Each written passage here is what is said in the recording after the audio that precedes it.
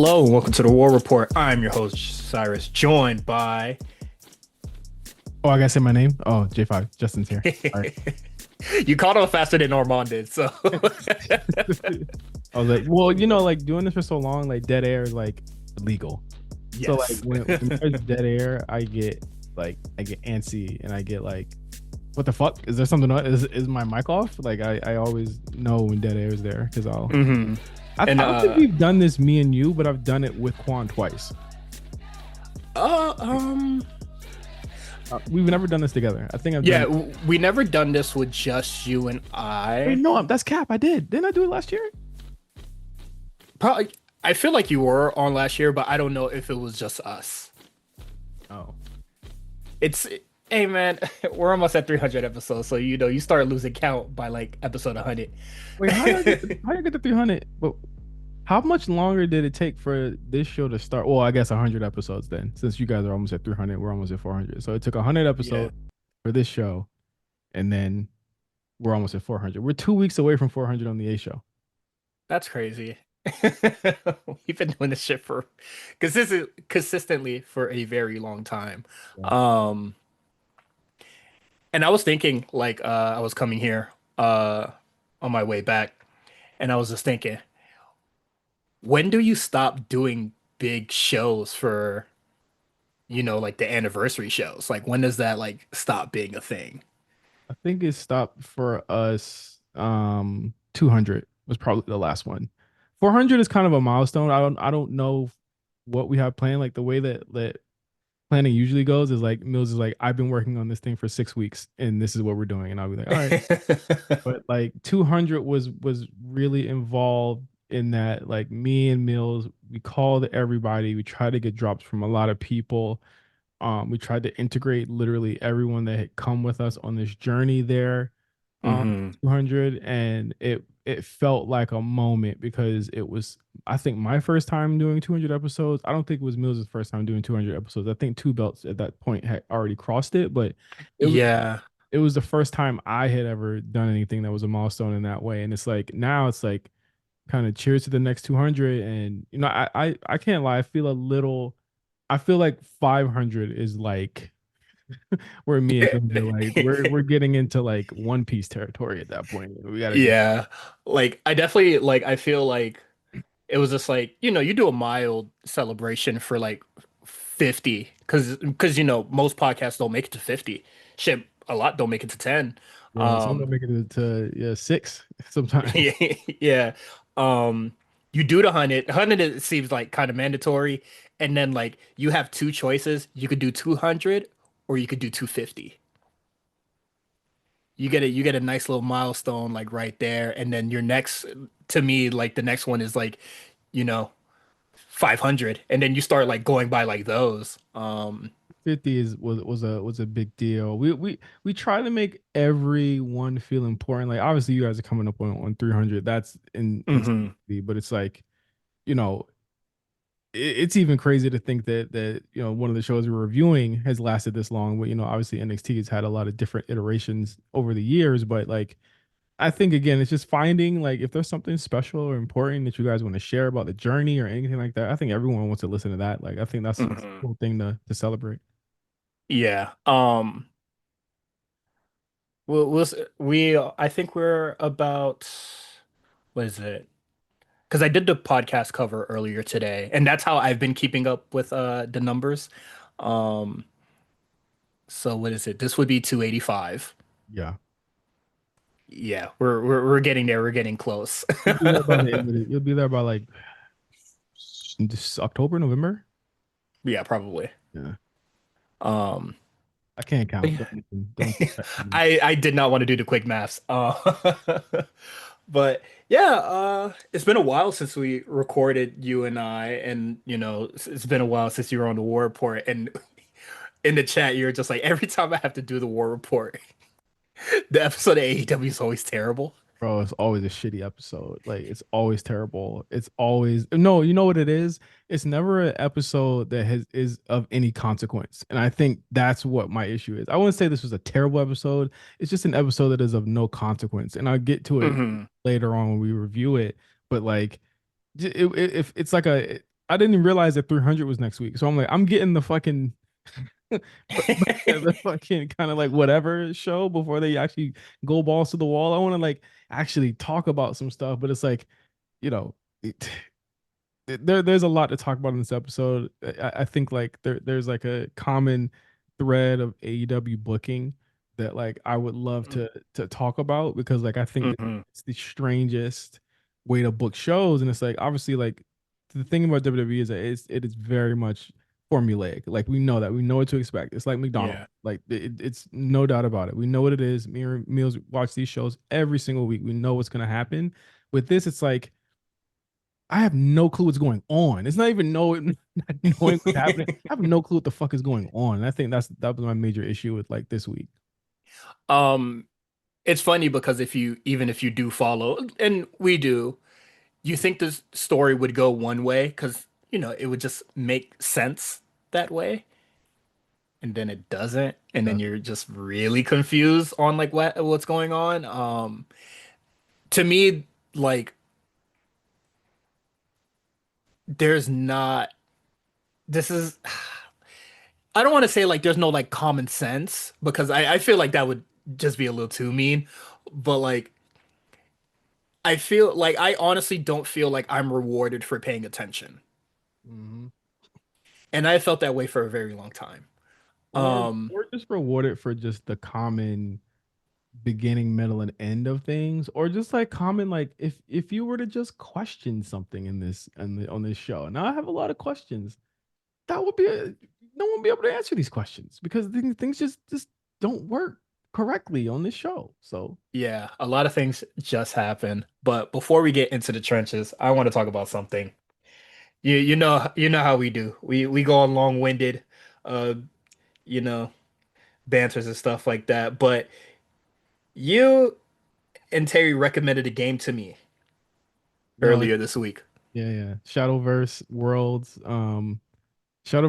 Beyond. Here's the thing: you already know that I started to play it, Yes. and then I told Terry about it, and then we I took it off.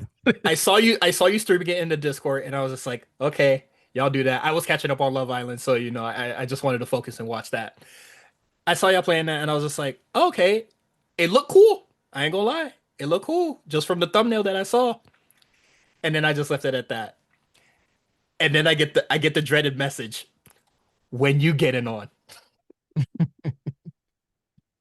It ain't it ain't fun until all the homies get involved, and I bit. And I have watched a lot of YouTube videos today where just tips and tricks, making sure I spend my free to play money the right way. So I'm not like spending shit willy-nilly. Every person or like every video I have watched, this person has said, I have been watching tournaments and commentating for years. I'm just finding out about this IP today. Yeah, me too. What the fuck is this game? Yeah, I here's the thing: Shadowverse. I saw offhand. I watch a lot of card game content stuff. So like Hmm. it's like my background stream more often than not. I like it. Like already started watching Magic stuff because the Final Fantasy is a thing. I've downloaded Magic Arena on my phone because the Final Fantasy decks that I have, I can put them on the game. So I'm actually like learning how to play through the Final Fantasy thing. It's kind of cool. That's Um, fire. so like someone I think it was Jeff Hoogland was playing it one day. It was when it had just come out, and when it first comes out, I think you get like I think you yourself when you first started, you got like 10 packs for free. Yes, I did. I did. Like like you get a bunch of free stuff. So I was like, I'll try it, and I was like, oh, I saw that it was the people who make Grand Blue, the side games. Mm, That it's okay. those people. They make Grand Blue. Grand Blue is a huge IP in Japan. It's like a mobile game. It's all types of things. Shadowverse is like this like other universe they have that they created on their own that makes them buku money every single fucking year. And there was an original version of this CCG um that was out a couple years ago. It's been going on Yeah. for years.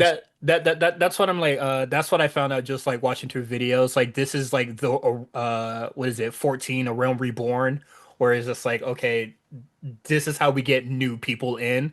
because this is a little like in too deep already, and a lot of people already don't know about it. Yeah.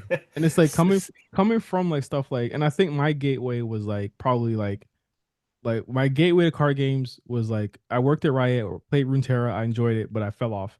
I got into Marvel Snap for a while, and then I stuck with it. But it was like I tried to go back to Runeterra. Runeterra doesn't really get support anymore. They laid off a lot of people around there, so we couldn't really play that.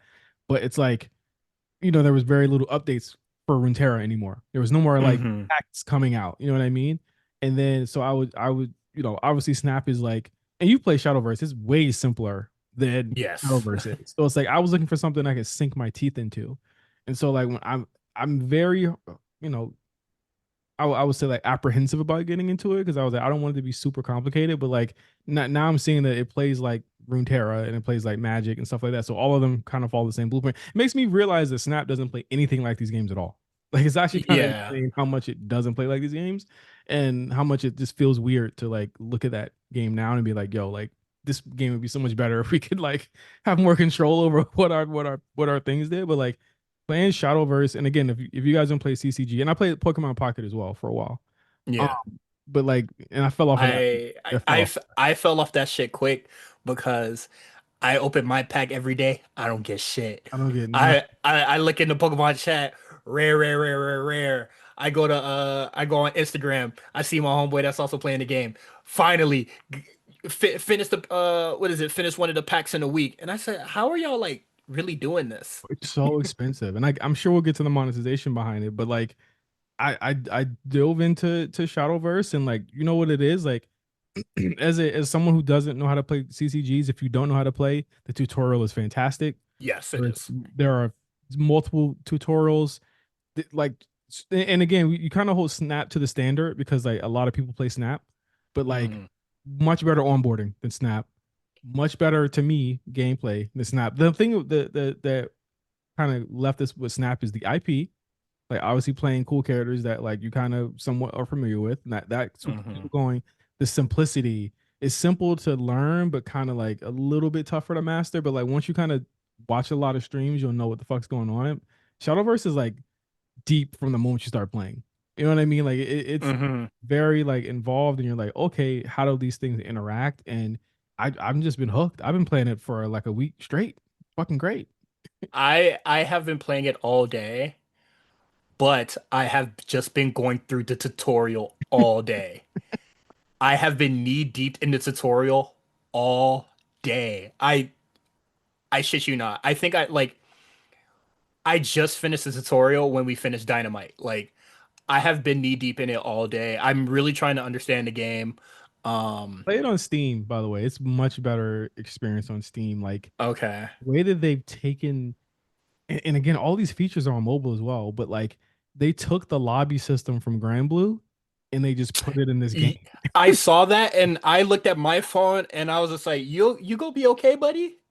Like it's insane. There's in-game tournaments. There's a lobby system. You can create your Yeah. own room in the game. Like you can do all types of, it's like spectating is on. So like we could spectate. Like these are things that like there's a lot of deck slots. Like these are things people fucking Hmm. ask for in Pocket Snap. These are games that probably have far more bigger of a budget, and Pocket probably makes more money than all of them, and they don't give you that. And I'm like, bro, like this game is legit. And you know what's the like fucked up part about it is that a lot of content creators won't touch it because they're worried about it being a Gooner game and they're worried that like about the anime graphics and stuff like that. And I'm like, that's so bull. So far, no Gooner content. Zero. I think the dark skinned chick like design is really cool. That's all I felt. So dumb. No Gunner content.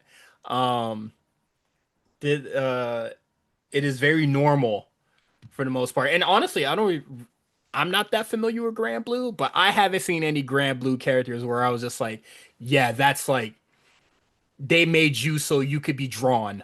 Yeah, yeah. It's very it's heavy fantasy anime, heavy fantasy steampunk, heavy fantasy karate shonen anime type thing. And like Yeah. what it seems like to me is that like they're doing tournaments, they're doing events every single day. They give you a fucking pack every day for some milestone they broke. Like, and again, this is how mobile games they rope you in. You know what I mean? Yeah, yeah, yeah. you were to play Snap right now, they'll probably give you a bunch of fucking free shit also.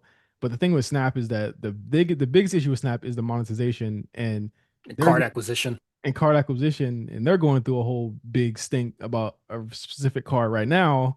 But like Shadowverse is becoming like a breath of fresh air to people who like digital collectible card games. Okay. I y'all put it on the table, and yeah, I was just like, it's on mobile. I said I'll bite. Yeah, like here's the Fuck thing it. I too. got cards. I got phone space. Here's the thing too is like there's so many archetypes to play as. You know what I'm saying? And Yes. then there's archetypes that you could like mix into that other archetypes. There's protocraft with puppets. There's sword craft mid range that you could put like control elements in it where you could just keep putting armor units out that just kind of control the match and stuff like that. It's like very, very, very intricate. And like the next set comes out on the 16th of July. I'm hooked. I'm like, I need to see what's gonna come out to counter this because like you could tell the meta isn't gonna stay the same for very long. Yeah. I even watched like a tier list video, and I was just like, still in the tutorial, mind you. Um, I just wanted to know like what am I getting into with some of these decks that I like I'm finding interest in. Um, Now, you want me to like I play Dragoncraft.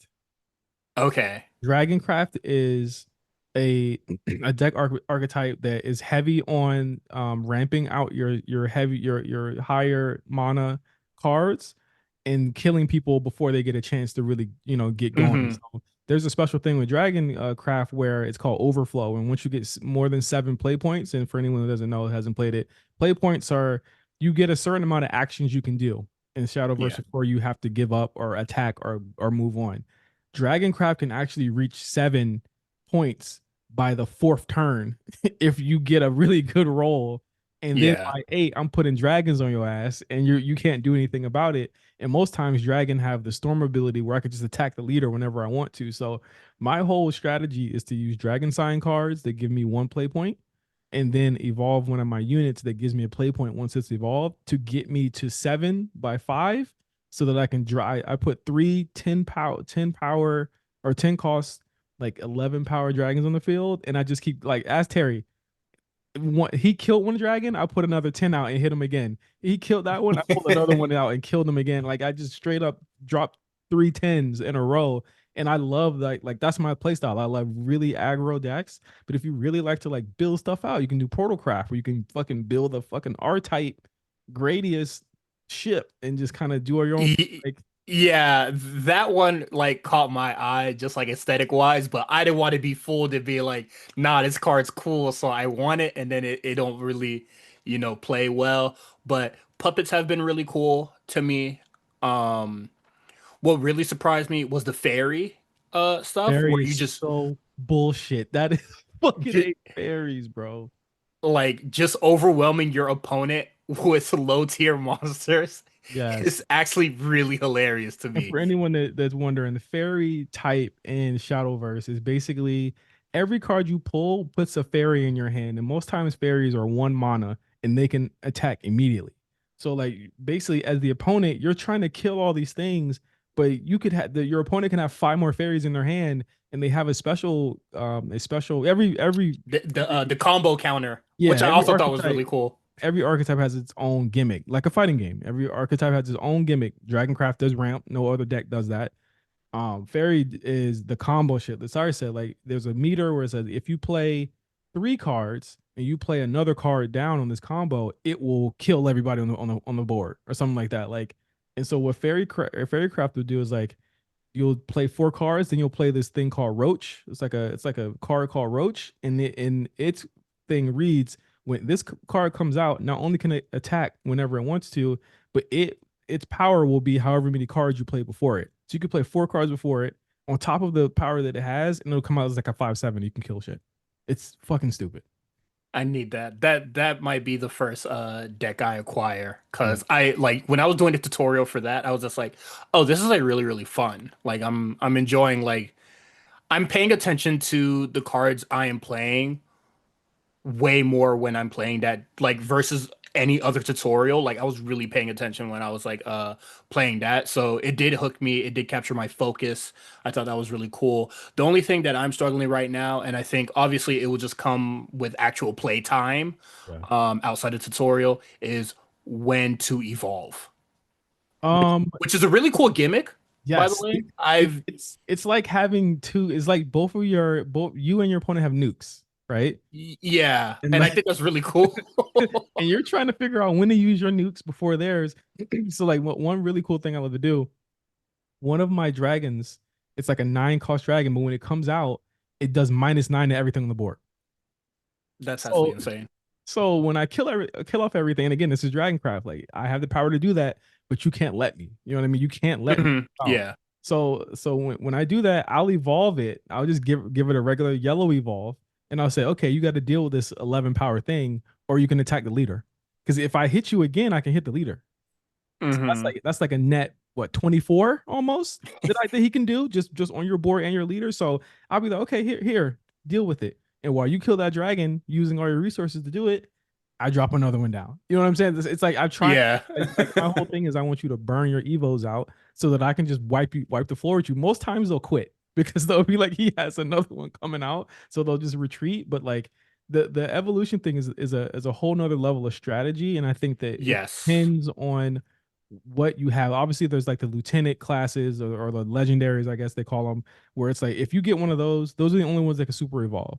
So you run that immediately. I'll run a super evo immediately. I don't give a shit.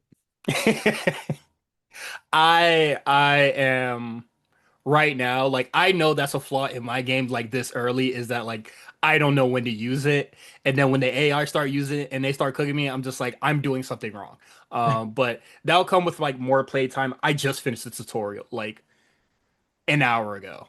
Bro, So you are going to be, and the thing is like even the card acquisition is like, here's the thing, like I know you've seen the reviews of people saying like, oh, this is like the worst monetization ever, et cetera, et cetera. I'm To not bothered me, by that. to me, it just looked like regular ass card game acquisition shit to me. This is hmm Runeterra all over again. To me, like I like this shit ain't worse than Snap. It's for sure not worse than Pokemon Pocket, which has another set coming out tonight. There's no way I deleted it off my phone. I was like, there's no way I'm catching up with this shit anymore. I can't do it. Oh, that shit been gone. But right now I just saw like one of the videos I saw that I linked I sent the screenshot. I didn't show it in chat or whatever, but I saw that the monetization was like really bad. And then I look I watched the video and I was just like, that's what's bad. When I was on the App Store, the game had 2.5 stars. I thought I was downloading spam. Yeah. So when I saw that, I was just like, okay, that makes sense. But as of right now, that is not the worst monetization I've seen so far. There is this gotcha dress up game called Infinite Nikki Yeah. that nothing will ever beat that. If this game dies today, I cannot wait for the video essays to come out, bruh. That is the most greedy, senseless update I've ever seen in my life, and I've never touched the game. I feel bad for everybody that's a fan. Yeah. Infinity Nikki's crazy. I think they got a Stellar Blade collab too. That's crazy. Yeah, the Infinity Nikki, but it's a Gunner game. Like not like the thing with that is that I think they raised the prices on acquisition for like things like gold and stuff like that. Like some hmm cards are a little bit higher to get the to mold. You can create cards if you don't have enough. Um, I'm gonna be real. I haven't run into a wall. I know this is not going to be forever, and I think that Yeah. it is a good thing. I think it's a little preemptive to review bomb it this early, but I think it is a good thing to let people know that like even if you are not having a hard time, like I have at least 130 of the 145 cards in this set already, but like if I wanted to, I could go create what I needed. But I'm just trying to stockpile, right? And we got the battle Yeah. pass. Of course, there's a battle pass. Everything has a battle pass, but like I think that it's good to preemptively let people know just so that they don't try and do this again. But I think we should definitely wait for the next set to see what's up. But I can definitely see this getting worse when there's more than 145 cards. So like, I don't know. Like I think Yeah. again, monetization is a slippery slope. And with Japanese devs, I don't know how much they listen to the fan base in that way. I don't know. Um, Yeah, we'll see. Like honestly, the game only has like 150 cards, and like I've only played the game for 2 days now, and I have like 47. I'm getting up there without having to spend a dime, so Yeah. I'm Yeah. cool with that. And I know there's possibly going to be like a trade-in thing with duplicates and stuff like that. So like, But yeah, you can liquefy. You can go liquefy right yeah, now. yeah. You get points. Yeah, so I'm looking forward to playing more of the game, and then, finally picking my deck and then dueling you and Terry. Um, Oh, it's gonna be fun. It's gonna be. We were up till like midnight the other night, just trying. This fool did not. He's still playing the beginner deck, which is funny to me because I was like, once I like the thing about the game is like having consistency. So like you need to make sure that your deck has consistency. You need to make sure that if yes. you can put three of each of your top level things in there. All I added was one more dragon and took out like a crappy unit that was fucking me over. I fucking rolled him, and he was like, "Yeah, I think it's time for me to stop using the beginner deck." I was like, "Yeah," because like I'm using shit that's not in the beginner deck, and that the things that you can't stop. So like he's been using the beginner deck for this whole time, and I'm like, "Nah, man, you got to make your own deck now." Hold on. Let me just Google something and I'm gonna start getting crazy. Um, well, once I get some more cards on me. But just two things before we actually start talking about wrestling because we went extensive on this, but I'm very glad that I have this knowledge now. Warframe update, IO Weaver. As soon as this shit's over, I will be sitting waiting for the update so I can finally play this shit. Very much looking forward to that. Um, I am a Death Stranding 2 purchaser, so Dog, hey man, Death Stranding 2, it didn't get me. I will be there. I I'm will be looking at Death Stranding 2. The game looked the goddamn same, and I'm just like, this shit look raw as fuck. I'm gonna be real. I don't know how you did it. We were there. I both of us were like anti Death Stranding. We were like, we are not playing this bullshit. This shit looks Death dumb as fuck. Death Death Stranding one. I know like some people finally like actually like decided to play it and they're just like, oh, that was actually enjoyable. But I'm looking at Death Stranding one. I'm still like, I don't really know. No, Like, I played it. I played 5 hours of Death Stranding 1, yeah. all of them cutscenes, and I said, this is not it. It just felt clunky. It Oh, felt you didn't clunky. even finish it? No, I never finished it. I played Oh 5 hours. I shit. got to like the first major set piece with the tar niggas. I forgot their name escapes me right now. But and I said, nope, I'm done. I said, nope, sorry, Kojima. You will get that one off me. And I stopped and I was like, nope, they're not getting me. But then slowly the trailer started coming out, and I was like, this shit look kind of hard. I'm and, then, saying. and then like the media blitz 2 months ago came out, and I said, all right, man, I think something's got to give here. I think he might have something. And E Even when we were seeing previews like years and years and years before, I wasn't like, um, the nigga with the axe guitar and he was shooting lightning and shit. I thought that shit was tough, but at the same time, I was just how does this belong in the game? Like it fingers, felt like very detached. fingers in your ear, la la la la la. I'm not listening. Like no, Yeah, well, well, it does. Well, I was stroking my chin. I was stroking my chin. there is a store that like he does have a story like, and again I watched the YouTube recap. Like I'm acting like I'm a master of the story now. I watched the YouTube recap. I did not fucking play this game, but like it does fit. It does have a fit in the story. And the thing is that like the story is just it's just the miraculous. It's the fucking ridiculous. Like that's just the what we have to come to terms with. But like I started seeing the previews come out, and there were people who hated the first one who said that this one is actually an improvement, and Okay. people who gave it bad reviews the first time that said like this is actually he did it again. Like they were like he actually did it again. And the thing about Kojima Cyrus is that like he does this often. He doesn't always get it right the first time. Like you have Yeah. one which was the undisputed classic, two which is the undisputed classic. Like, but people looked at three kind of weird when it first came out. Before like all of before all of the claim came out, like it looked at it and again, Yeah. remember his first tries were Metal Gear on The f- the the f- MSX or something, y- TurboGrafx. yeah. Yeah. Those Yeah, were his those first tries. And if you look at Metal Gear Solid, it's just a remake of those of games. the first one. And then Metal Gear Solid 2 is basically A remake of the that game same. again. What better? He does this all the time. So I was thinking, I was like, oh, he probably just remade Death Stranding 1 again, but he made Just it added better some this fly time. shit. He just made it better. So everyone was like, oh no, they have so many quality of life updates. There's vehicles, there's more vehicles now. There's better ways to get across. I'm like, okay, I can get with that because a lot of the time in the first one, you're just walking. It's literally just you walking. And like I'm like, no way. They said the combat system is better. I'm like, the combat felt terrible in the first one. I was like, this game feels like the most anti-game, anti-player friendly thing I've ever played. And so like Yeah. I'm excited to get into this one and tap in and figure out what I've missed. But like it and they can't be wrong. It's got like a 91% Metacritic or Open Critic or whatever. It's in the running for game of the year. That and Expedition. Keep me posted because that nigga put a spell on me, bro. Because as soon as I started seeing gameplay of the actual game and seeing the environments and all that sort of stuff, I was just like, I'm tapped the fuck in. I went on TikTok this morning and I saw Sam fighting a pizza man. Yeah, bro. I said, yo, I said, I'm locked in. I saw a TikTok where he was crossing Trump's wall, the Mexican wall, bro. I said, all right. I said, all right, man. He got me. OG was something else, bro.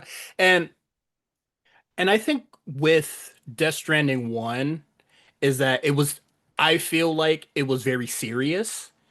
And now we're starting to see a lot of the goofy stuff here. Or, Mhm. just more like open and silliness. And maybe there even is like a reason for that and like mythology behind like that and shit like that. But Kojima right now is doing the wacky, goofy, kind of craziness stuff that I praise Suda 51 for, Yeah. and I'm all for it. Um, so I'm when I can, I will. I'm a tap in. I am a listen. I'm all in. I'm going to. And when I say this, I mean it. I'm going to beat the game. I'm going to try it. I'm going to come in open mind because they said that like the story is one of them ones that the people was like, yo, the story is incredible. They said like it actually is really really good. And so like Kojima and you could probably like agree with this as well. So I was like, I've had a very complicated relationship with him since MGS5. I had a Yes. very complicated relationship with him, and I think that like I would like to say that I believe that his best days were behind him, and I would love to be wrong, and I would love for this to actually be like okay, he still got it. So I'm going into this with an open mind and ready Mhm. to have my goat back. Yeah. In the meantime, I will be playing Warframe and getting my spider frame.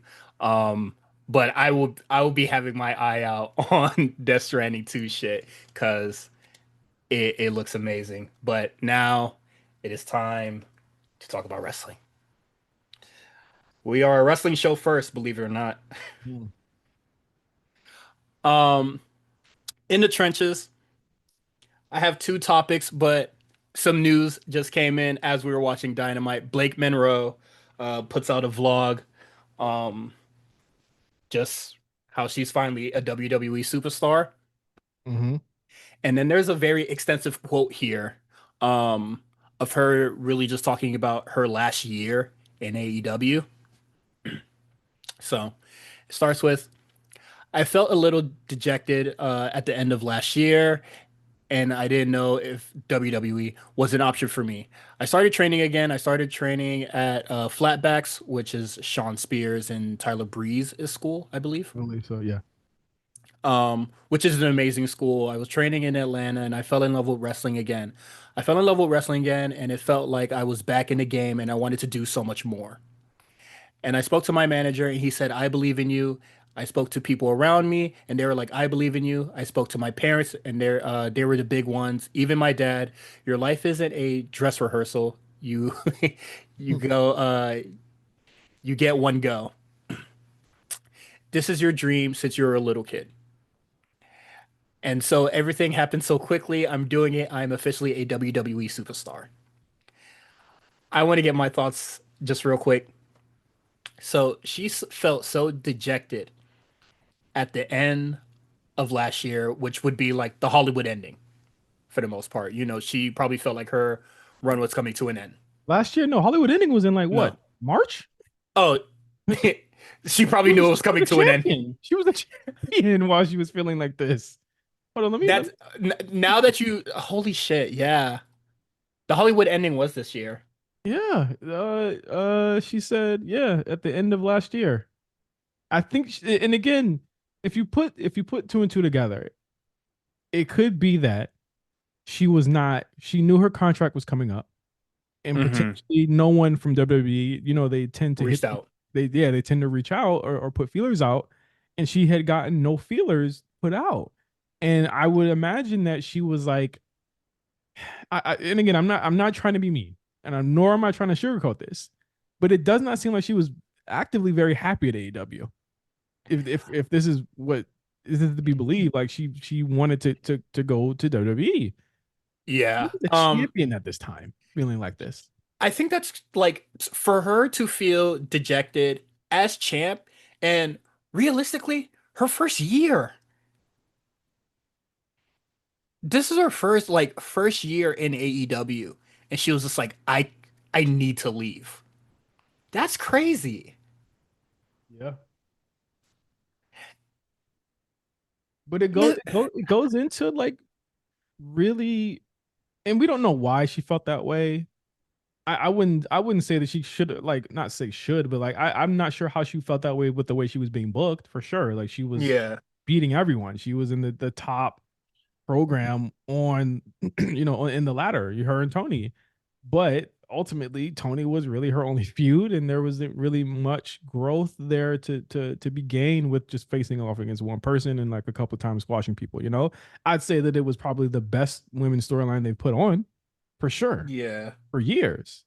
And ultimately she came out as a star for it, and I think the timing lined up. I mean, she started going to flatbacks, but it sounds like to me, I'm gonna be real. It sounded like to me she was going to flatbacks in order to be seen by somebody Yes. at WWE. Which was just like, yeah, that's how you do it. You got to get visibility because them niggas is not watching AEW. Um, but no, I think that's just like even like you said, like she's beating everybody, she is champion, and she's still not happy, and then it just has to go to the thing where like it's not all about wins and losses. She for beating everybody is some people wink wink's dream and how they want to be perceived and have that ego stroked, but she was just like, I want more than that. Yeah, and I think that here's my thing about signing WWE, and I think that's why I love this show so much, is that you guys get to see so many people kind of either make that decision or go to AEW and do that before they make the decision to go to WWE. Like you guys get this, like the one thing I love about War Report is that you guys get to see these people and they get to grow and then go. You know what I mean? Like, and then Yes. they go up and then me and Meals get to talk about them. You know what I mean? Like that is you guys see them first. It's You yeah, guys it's interact first. So like ultimately, let me know if you agree. Like I feel as though if you're willing to take that risk, that sacrifice, because we know she's not probably not getting as much money as Tony would have gave her in NXT. You know what I mean? Like she's getting a yeah. lot, but probably not like the Daniel Garcia. You know what I mean? Yeah. Like And I feel like a lot of people like they see people like take that like take that sacrifice in the money portion of it and then just going, oh, like that's stupid. And just like not to, just not just to hit the cliche, like money isn't really everything. yeah, Um I think I said it on the show with like Josh Alexander and a lot of like the male talent. Um they have to provide for families. yeah, yeah, Or niggas just want to flex sometimes, you feel me? So they're gonna want to go for like the most money sort of deal. But that just don't work with the women. Like I think like AEW has like a very bad like I feel like their perception for women is not really there. No, it's pretty Like, crappy. I think that I mean, look at their retention rate of all of them. How many have stayed? Willow. I mean, Brit's coming up. You know what I mean? We'll see yeah, what shakes out with that. But like their retention is very low, and I think it speaks to the way that they develop and really carry these women forward. I mean, Jade is probably the well, before probably Mariah or Blake the was the biggest was thing. yeah, the biggest thing before Blake left. I mean, Blake was a former. I mean, Jade never got that championship. You know what I mean? She never got to Mhm. hold it for any amount of time, like Blake did. So like that's a big deal, and it speaks to like their retention process and their development process and their growth process. Like, and I say this all the time on the A show, like the women run to the grind. They run to the grind. They don't mind that. You know what I mean? Like Yeah, there is a school there where you can learn. And again, like sometimes you might not make it, but that's the risk that Blake's willing to take in order to get where she needs to go. And I think yeah, that when you do that, look at Stephanie Vaquer. When you show that you'll make that fucking sacrifice or that choice, they will reward you and they will put you in the position to succeed. And we've look, seen that with Stephanie Vaquer. We've seen it with Roxanne. We've seen it with a lot of people that have gone you you to WWE. you say Stephanie back here. I say Julia because I will never ever forget NXT managing to sign Julia, and then every little reporter, whatever, goes, "Nah, man, AEW actually wanted Telka, Oh yeah, yeah. Because see, not Julia." what's her name? Tekla. Yeah, whatever the I don't fuck know they what want the to fuck call her her. name is. Tekla wasn't on the show tonight. You know Yeah, what I'm saying? and my thing is that report came out Uh, years ago. exactly. And I mean, and you're right. I did look over Julia, but Julia again, who'd have ever thought?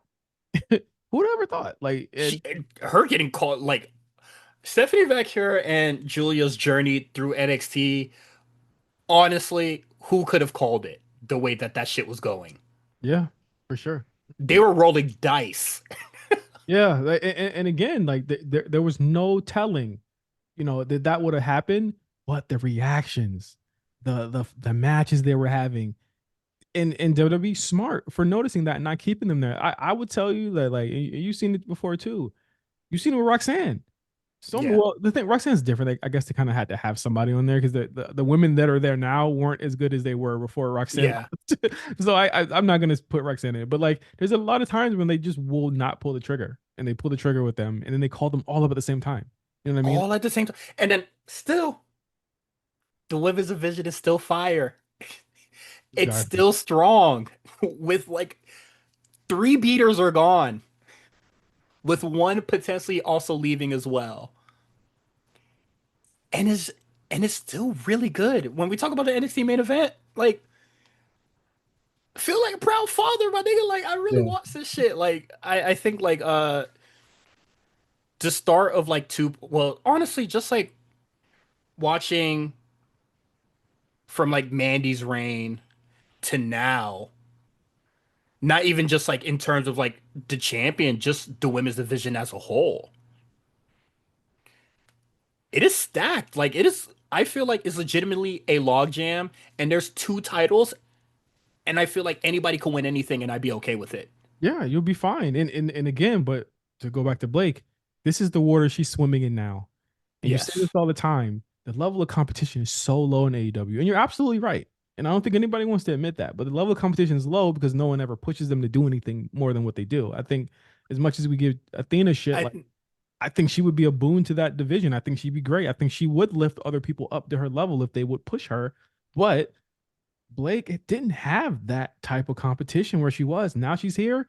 She really got to prove. She got to show and prove. yeah, she really got to work. And not I think largely with the problem with the level of competition for the women, it's also just like they're not really like giving because they're all fighting for time. They're all fighting to make a name for themselves. I we see that report all the time where it's just like actually Osprey wanted to lose. You'll never see that for a woman. Yeah, never. They are all fighting for time. They're all fighting to get their name out there. So even if somebody is gracious and wants to do that job, like you don't really have that cachet with the audience to do so. And I feel like a lot of women there are fighting for that cachet. Um, and then sometimes they'll have like a lot of cachet, and I feel like they're just not really rewarded for it for the most part. Mhm. Like Willow had a lot of cachet, and then she had a very, I'm gonna be honest, mediocre TBS title reign. Yeah. Like she was beloved by that audience, and they ripped it away from her quick. Yeah, for Mercedes, who talk about Got that. It's got six belts too many. Yeah, but I think like just with like Blake Monroe and stuff like that, like I do think that this is great for her. I'm gonna watch the video myself while I wait for Warframe to update, but this is her dream, and I know when I go on Twitter, there's gonna be a lot of people saying like Fed's greatest soldier and yeah. all that sort of stuff. But if somebody says my dream was AEW, it would be crickets. Um, it's where she wants to be. I feel like people knew it soon as they saw that tweet about her gassing up the Jinder Mahal title reign. So I think we just have to chalk it up to the game, y'all.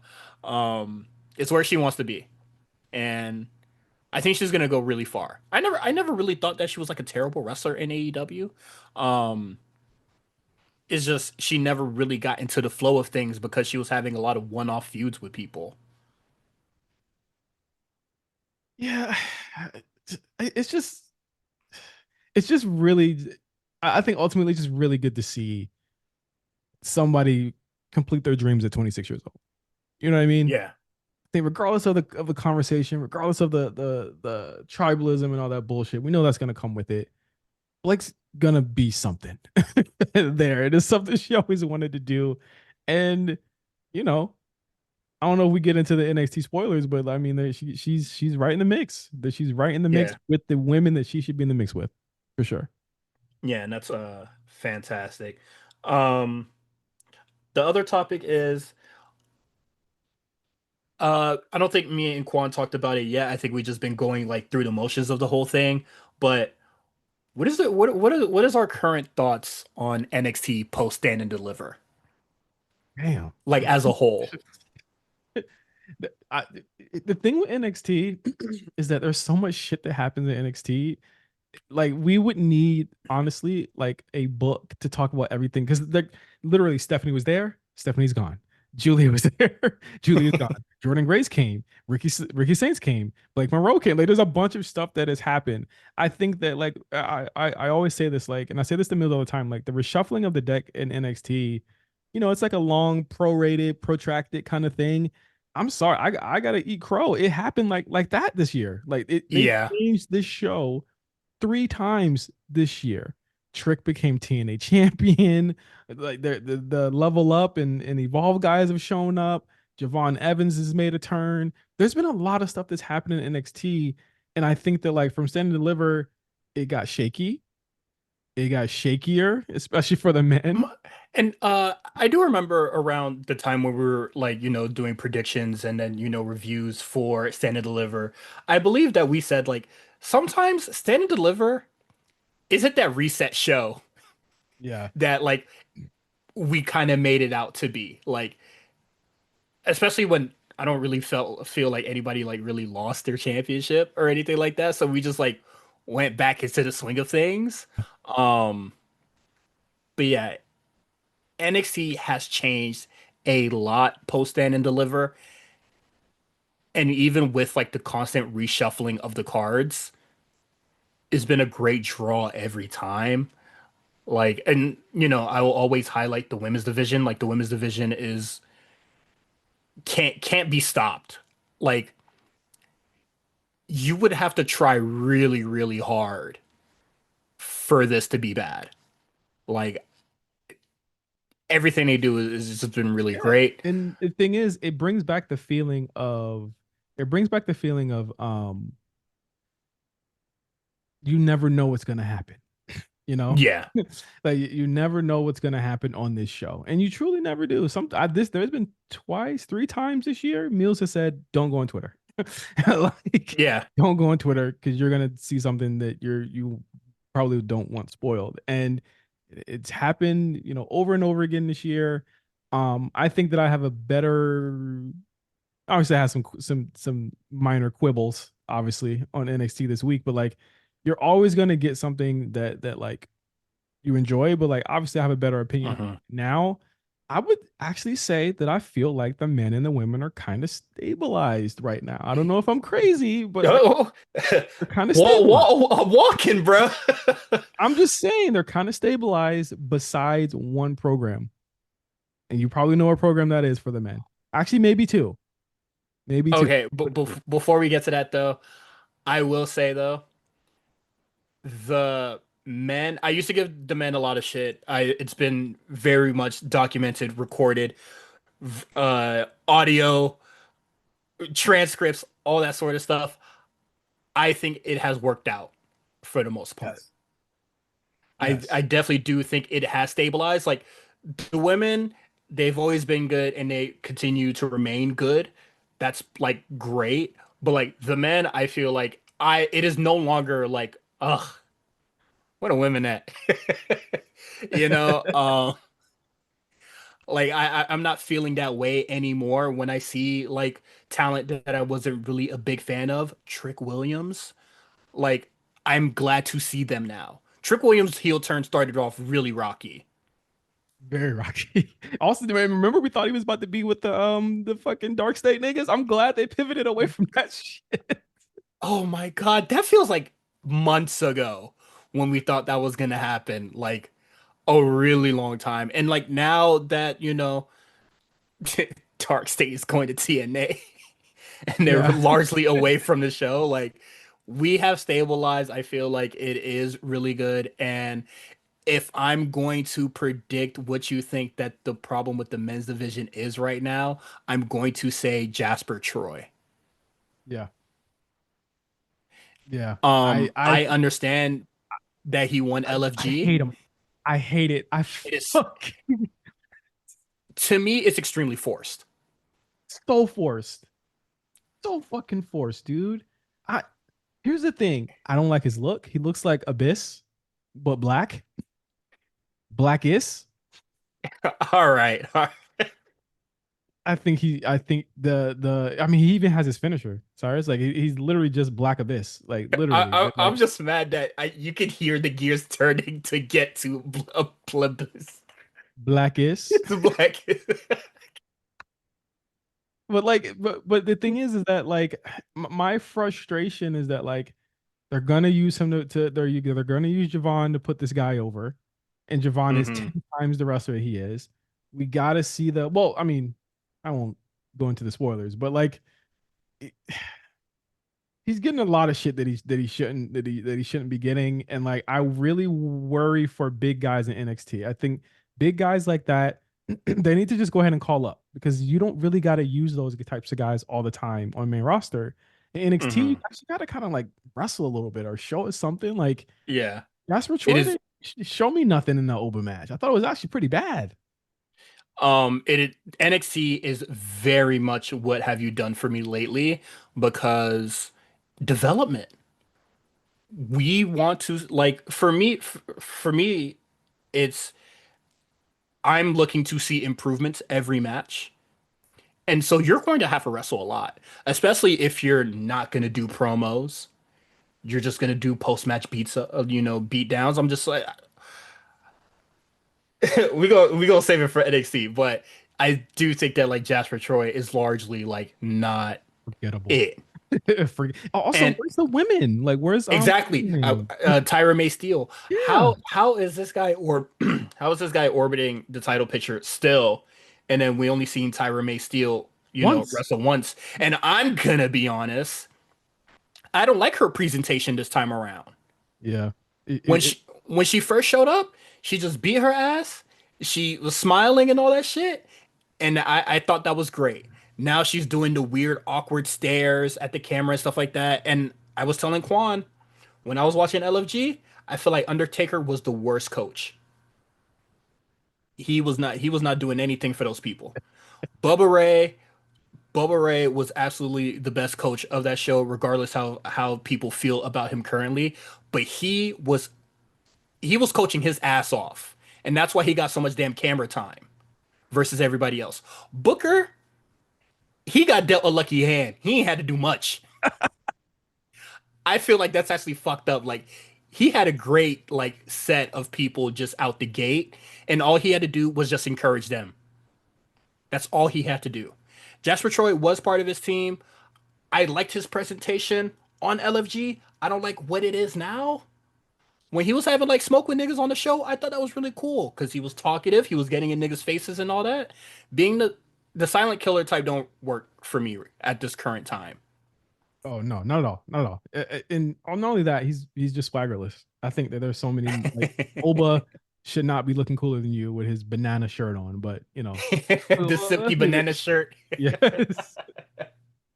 Um, but I do think that NXT is stabilized um in a good way. And yeah, we're gonna get into AEW so we can Let's get that over talk with. about NXT. um Fatal four way business.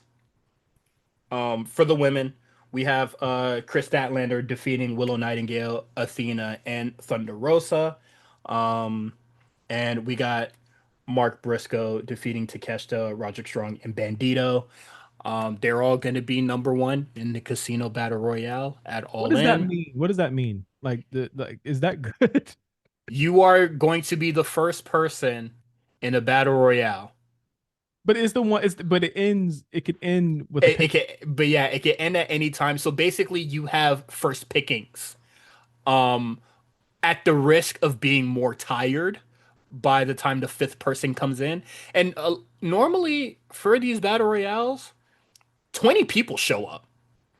Yeah, because I remember that I believe Excalibur said that Roderick Strong didn't get a chance to get in because the one last year ended before his Yeah. number was called. I was like, that's a nice little story part. Yeah. A lot of people show up for these matches. So I do think it is beneficial to be number one in that, but it runs the risk of being more tired by the time like the seventh person comes in. Um, but like it's weird because the people that you beat in this match can also just show up in the battle royal Exactly. at like number two. Well, Like, I mean, here's the thing. There was my issue with the show is that like, I think that, and we're going up against another kind of like tournament thing here where WWE had a lot of four-way matches too, and I feel like we were going mhm. to get into Oh, critical mass of the fatal four-way thing. Um, I think the issue with here was that like they happen so close together. I think, yes, they didn't space them out. They literally happened back to back. and I was like, I just felt as though, and the women's one was far shorter than the men's one was. It was like I think 8 minutes. I think I counted, but like it was very very short. Or at least it felt like 8 minutes. I don't want clock watch, stopwatch Twitter to kill me for that, but it just felt very short. And I was like, Mhm. this one was clearly better than the other. I thought the men's one was obviously better, but it was like the drama of the women's one is something that it's like, and I know people really get mad where it's just like, well, why is Tiffany facing Nia still? Well, I'm sorry, nigga. Why the fuck is Chris and Willow still in each other's orbit after a year? Is there nothing else you can do with these women? No. And then also like Marina Shafir being in Willow's orbit after the terrible match that they had a few months ago. Maybe we should just split them up for a very, very long forever. Do you think Chris is going to go to the Death Riders? I think this is a swerve that she's not going to. Chris Statlander. Also, Honestly, Death that keeps Riders, Chris, that keeps that Chris idea. in the Death Rider shit. That keeps Chris in the Death Rider shit, which is like we don't want more people in it. We want less people in the Death Rider shit. I want it over. I I want want it it over dead. with. I want them gone. Yeah. I want the Death Riders to dissolve. Um, but yeah, Chris Statlander and Willow being in the same orbit for God knows how long at this point. And I believe they just kissed and made up like a month ago, like a few months ago, where they were just like, okay, like I don't have any more animosity towards you. And then they're like that was it. Um, Thunder Rosa and Athena, I guess they were in the match. Um, What's your views on Thunder Rosa right now? Thunder Rosa, I think that we talked about like women having like cachet in the women's division and with the audience. Mhm. I think she has very little. Actually, I would say she has none because one, she does the busted open radio. Um, and they're not really that positive or high on AEW. And everybody's just like, why do you have a job at the radio show that slanders your employer? Maybe she don't really like him.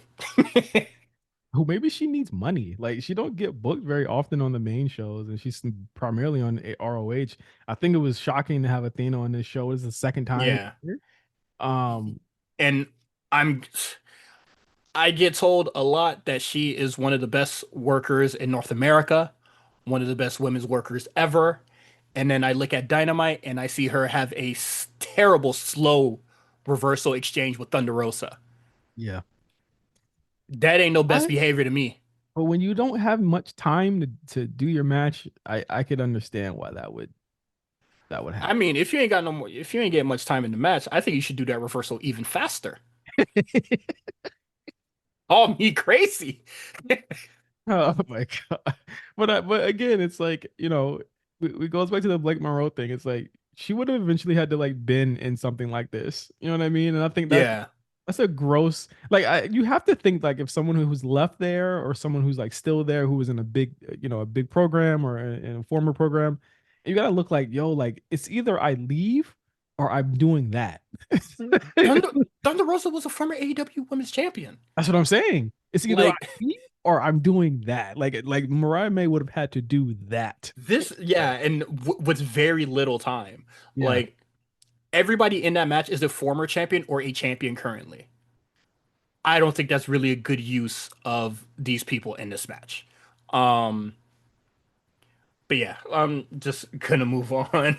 And the men's one, like, yeah, it's better, but it's still just, kind of just the usual spot fest, or, everybody just get their stuff in because there's obviously a clear winner. The man who had a long promo and face off was one of AEW's top guys, top group. Yeah. So to me, it feels really crazy that, we have to act like he ain't winning. Every spot, every like bump that they take, or, every pinfall that like, you know, that isn't him covering the guy is like, we have to pretend that he's not winning. Yeah. That's the Tom Green put gun in his mouth meme itself, like, is trying to act like yo no we're gonna be good like Yeah, like it's silly to me. And so that match is just really whatever. I want to talk about the promo and the segment before, but that is a quick hit because I don't want to give that much time and energy. That was just ridiculous. Hangman Page defeats Beast Mordos. Hey man, Beast Mordos, you and Triple H, one and the same. Um, I will give that match this. It was a competitive squash that did not go like 15-20 minutes because by God, why was Swerve and Osprey giving those tag teams that much time? what is it? It was Lee Johnson and Blake Christian, right? Yes. Yeah. Giving that is the what is it? The giving nature of Will Ospreay at full force, I need this because nigga to stop giving, bro. I need him to start taking, bro. yes, because I'm sorry, just cachet with the crowd. Lee Johnson and Blake Christian have a negative amount. If they were to beat those guys in 5 minutes and then just started, you know, uh Styles P and Jada Kissing passing the mic off, talking shit about the Young Bucks, I would have been cool with that. I Like, I think it's ridiculous that didn't they think that continue to squash. give. I'm saying. Fucking dorks. But well, here's the thing. Well, actually, no. Let's get to my first issue with the show because we're forgetting the major part about this, and that's my fault because I didn't cue it up right. Mhm. The show starts with the Bucks. Why are they still doing this gimmick? It's weird and it doesn't make sense. Did they And it not had lose Anarchy in the Arena?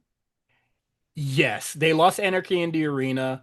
I don't think that like necessarily, you know, invokes a character change, but I think that their logic is flawed and it's just dumb to me. Um, You, so oh, they go come ahead. out, and they say, "Oh, Swerve and Osprey were going to be in the second hour." Let me tell you right now, that second hour probably needed that match because I was ready to go to sleep. So they said they were supposed to be in the second hour, but we're going to have their match going right now. So you have almost as if they have a time limit or like they got to be there in a certain like there's no like you got to be out there in 5 seconds. Like the number one, I don't think that's a rule. And if there was, then nobody said anything about it. Their opponents were already in the ring, Cyrus. They, Oh, they were it's already in the ring. like pull up if you or you forfeit, and it's just like it's not like wins and losses matter. But you know they're there. So like again, Hmm. Osprey comes out. He's wearing a shirt. He's running out, putting his boots on. I'm like, well, why weren't y'all ready already? Also, why are you putting a shirt on? Like, well, no, the Swerve part was the worst part. Swerve comes out and Swerve is putting on a shirt. And I said, why are you putting on a shirt that you're just going to take off? Because you don't wrestle with shirts on normally, right? He's putting on a shirt to walk out. And what did he do, Cyrus? He takes the shirt back off and throws it away. Then they start wrestling. Silly AEW things, man. Eventually, 5 minutes into the match, I think it was Excalibur or one of them said that I'm pretty sure someone from production said, "Oh, we have to explain why Blake Christian and the black dude were in the ring already." So they said, "Oh, the Bucks probably gave them a clue as to what was about to happen." Why didn't they just say that? Why were they not in the ring already? Why didn't you show them in the ring with their entrances and everything? It makes no sense. Also, if you guys the whole part of the story why they were giving them that much offense, I'm guessing was because they weren't prepared. What was the Hmm. difference between your preparation in hour one between hour one and hour two? Your Also, boots are on. Your shirt is on and off. What is the difference between then and two like, hours or an hour from now? is your boot loose or y'all got the wrong shoes on? I also just have to like, even if you're not like prepared, it's Lee Johnson and Christian Blake. I will whoop them niggas' asses in my street clothes. I wouldn't even need to do any of that. I'm pretty sure if Osprey came out and Swerve said, "Go handle them niggas," I gotta pee first. Like you know what I'm saying? Like that. Like I would have liked it if there was a little bit more. Like maybe there's a WWE if WWE does that, there's a camera backstage. You know what I'm saying? Hmm. There's something showing that there was some type of conflict because a lot of it is like the crowd's not understanding what the fuck's going on. You know what I'm saying? That he's coming out. It's like his boots off. Why was he not ready? Did he come to work late? We already know that a lot of these guys are chilling in the back with their gear on already. Yeah. This this is a smart crowd, so we know we've been watching wrestling for a really long time. We know y'all have been there for quite some time. Yes. There is a call time for a reason. Um, Also, there's just like a missed opportunity to like actually do like some funny things. Like maybe Swerve comes with one shoe on, and then he tells, "Hey, Osprey, handle it so I can put my shoe on." Just little shit like that. But it's like again, AEW. It goes back to it's one of my favorite quotes from Mark. He coined it last year. You can't be Debo and Craig. How are you Debo and Craig? See, AEW expects you to be smart and stupid at the same time, and that's my issue with this promotion is that they expect you to be smart and dumb at the same time. They expect you to be like, oh, we don't need video packages, but they also expect you to be like, well, let's just suspend my fucking disbelief that these motherfuckers were not ready for their match that happens not even just an hour from now. It would have been like 45 minutes from now because they have to get ready. They have to go to Gorilla. Hmm. So again, like, are y'all smart or are y'all dumb? Do I gotta suspend my disbelief or do I gotta keep it there? Like, it's Yeah, so like fucking it's dumb. am I and AEW people used to say that WWE insults their intelligence. That was like always a big thing, but they could never really explain and show an example. If that's insulting your intelligence, what is this? Bro, it bewildered me. I was in the Discord screaming, bro, and then I had to watch the fucking match. And then so our botches, and let me tell you, his botches are becoming like very, very, very, very, very, very, very, very, very common from the matches I've seen. I think he Mhm. needs to stop trying to be muscle man. And if he's gonna try and be muscle man, stop trying to do all these fucking acrobatic shit things that could fuck up. You know what I mean? Like that just looks crazy. That's what I've been saying about Osprey for the past like 5 years now. When he became a what is it, a heavyweight in New Japan, Yeah. and every G1 match was the same. He's gonna try to do his little high flying offense. It wasn't gonna work because everybody's just a big tough boy here, you know. And then he starts wrestling a heavyweight style, and it works, and I actually enjoy it. I thought that was gonna be like a consistent thing, and then we're in year three, and he's still like doing that shit, and then he just says fuck it at some point. Yeah. Um, but yeah, I couldn't fathom watching that match. So the match ends, and then well, the Bucks come out midway through the match, and then they're sitting in chairs, and then they beat the guys, and then Swerve says, "Well, we had a problem with y'all for a while, and all this other shit." Then he says, we want to handle it." You know, he says, "I no, we want to handle it." And the crowd goes crazy, and I mean, by far, no, I mean, no lie, like these are the two most over guys on the show. Yeah, Them and Hangman Hangman. as well. Like those are three most over guys on the show. But they put out a challenge to the Bucks at All In for a tag team match, and if they win, they get the EVP titles from the Bucks. I'm gonna tell you right now, Oh, this is just another way for the Bucks to beat these guys. Because let's be real, this should not be the team. The team should be Hangman and Swerve. That's what it's gonna be. yeah. I remember there were talks about this tag team forming, but Osprey did the unthinkable and did not want a championship match at All In. After losing the Owen, by the way, Yeah. did not want one. But I mean, let's be clear here. Like it's the biggest match the Bucks can do. I don't know if we're going Mhm. to get too deep into the tag team division, but the tag team division is dead. I wonder why no one's asking or questioning why the Bucks don't want to wrestle the Hurt Syndicate, or nor why they don't have segments together, nor why they never mention them ever and just let them kind of run roughshod over the whole show, while only caring about like 3, 4 dudes Who at have a given nothing. time who have not, exactly, like it doesn't make any sense. But It's hey man, if you got your War Report bingo card, man, you haven't heard this shit in a while. They don't got no championship aspirations. And that has been AEW's biggest problem since 2019. Well, they definitely have political aspirations, because I think that's the reason. I think there's some questions that people need, like watching this, that people need to ask. One of those being, why the Bucks need to be out why do the Bucks need to be out at the opening segment of the show and the closing segment during the show? If you looked at the ratings, put those two and two together. Why they always need to be at the beginning and the end?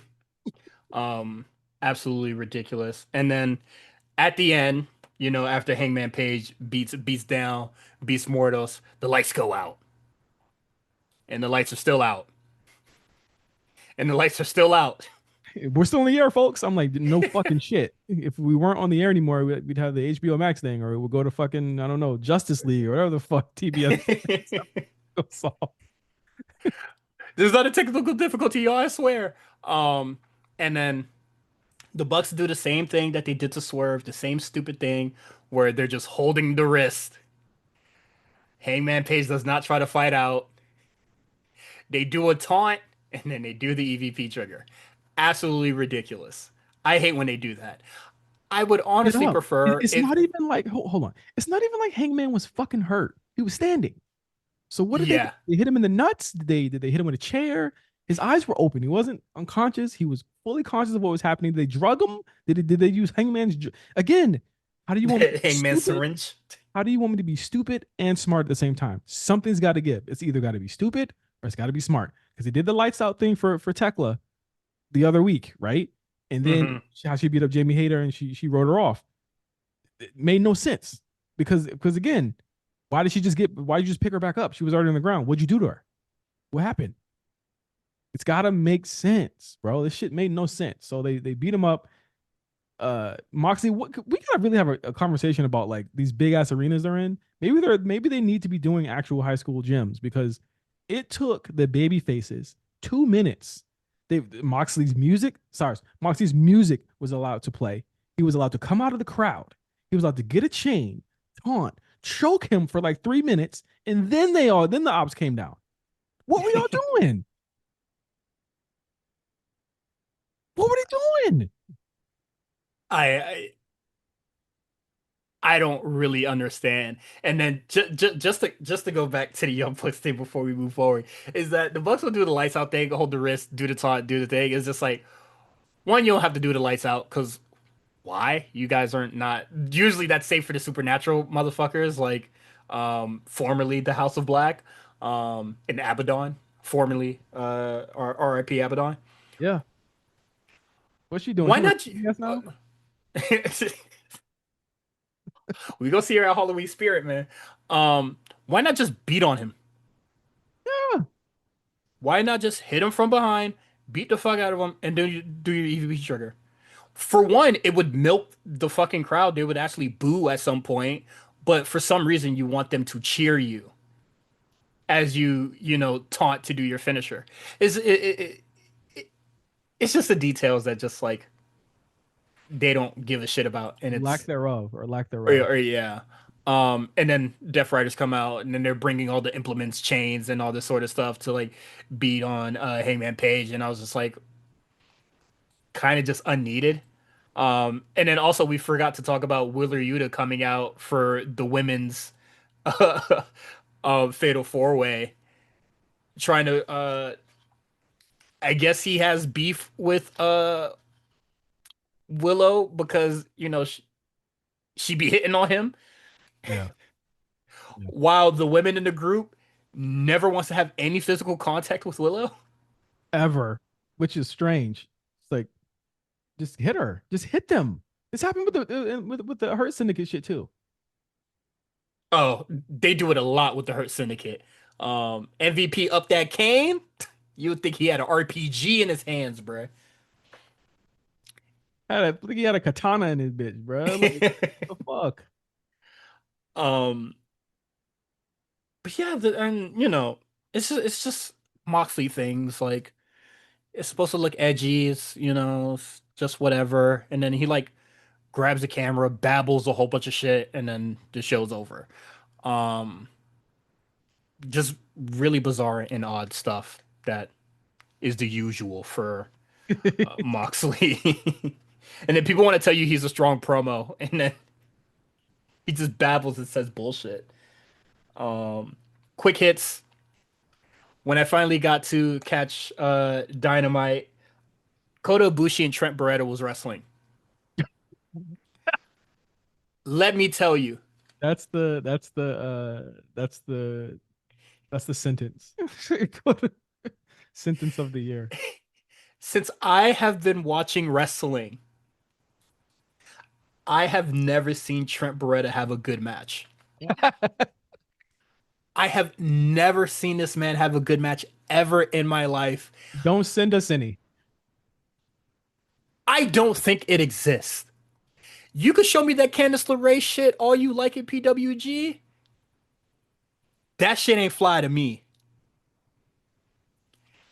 This man has been a terrible wrestler ever since I like saw my first Wrestle Kingdom. Well, luckily somebody matched his freak tonight. Oda Ibushi. And now I remember when we did the G show way, way, way, way, way, way, way back. Oh man, don't do this. Don't do this. I had I'm not gonna go crazy on you. I'm just saying. Don't do this. I said, what is it? I think it was like 2018. When he won the G one. Yeah. I like the Tanahashi match. It's one of the greatest matches. Tanahashi said, "Slap me, nigga." Match is heat, but I have not been a fan of Kota Ibushi for a very long time. I have never been extremely high on him. I always thought he was like Spot monkey. You always thought he was a spot monkey. absolute spot monkey. Like I actually don't think he does the wrestling part well. When he sometimes he'll do the kickboxing shit. I thought that was really cool. But what is it? I think it was the match when he finally wrestled in that hall where he got banned from doing the moonsault, where he punched the nigga, rolled to the outside, grabbed him from the back of his neck, and they just walked to the spot. Nobody talked about how stupid that shit looked. Niggas just said, "Man, that moonsault was pretty cool, though." Beast. Coda is from a specific time and era where there weren't a bunch of Kota Ibushis. You Yes. know what I'm saying? Like that's why I loved him so much. He's one of my goats, right? So to see where he was and how he looked and what happened to him, especially in that Okada match a couple Hmm. years ago when he was too broken down to continue, and then he's having these matches. I think honestly, Cyrus, between the two of them, they might have sold three moves. They wasn't selling shit. This don't fly no more, especially on a show, Cyrus, where they're doing all of this all the time. It's too many people doing Yes. the same shit all the time. It's not, shout out to him for breeding a new generation of people to do shit like this. But Y'all don't all need to be in the same room.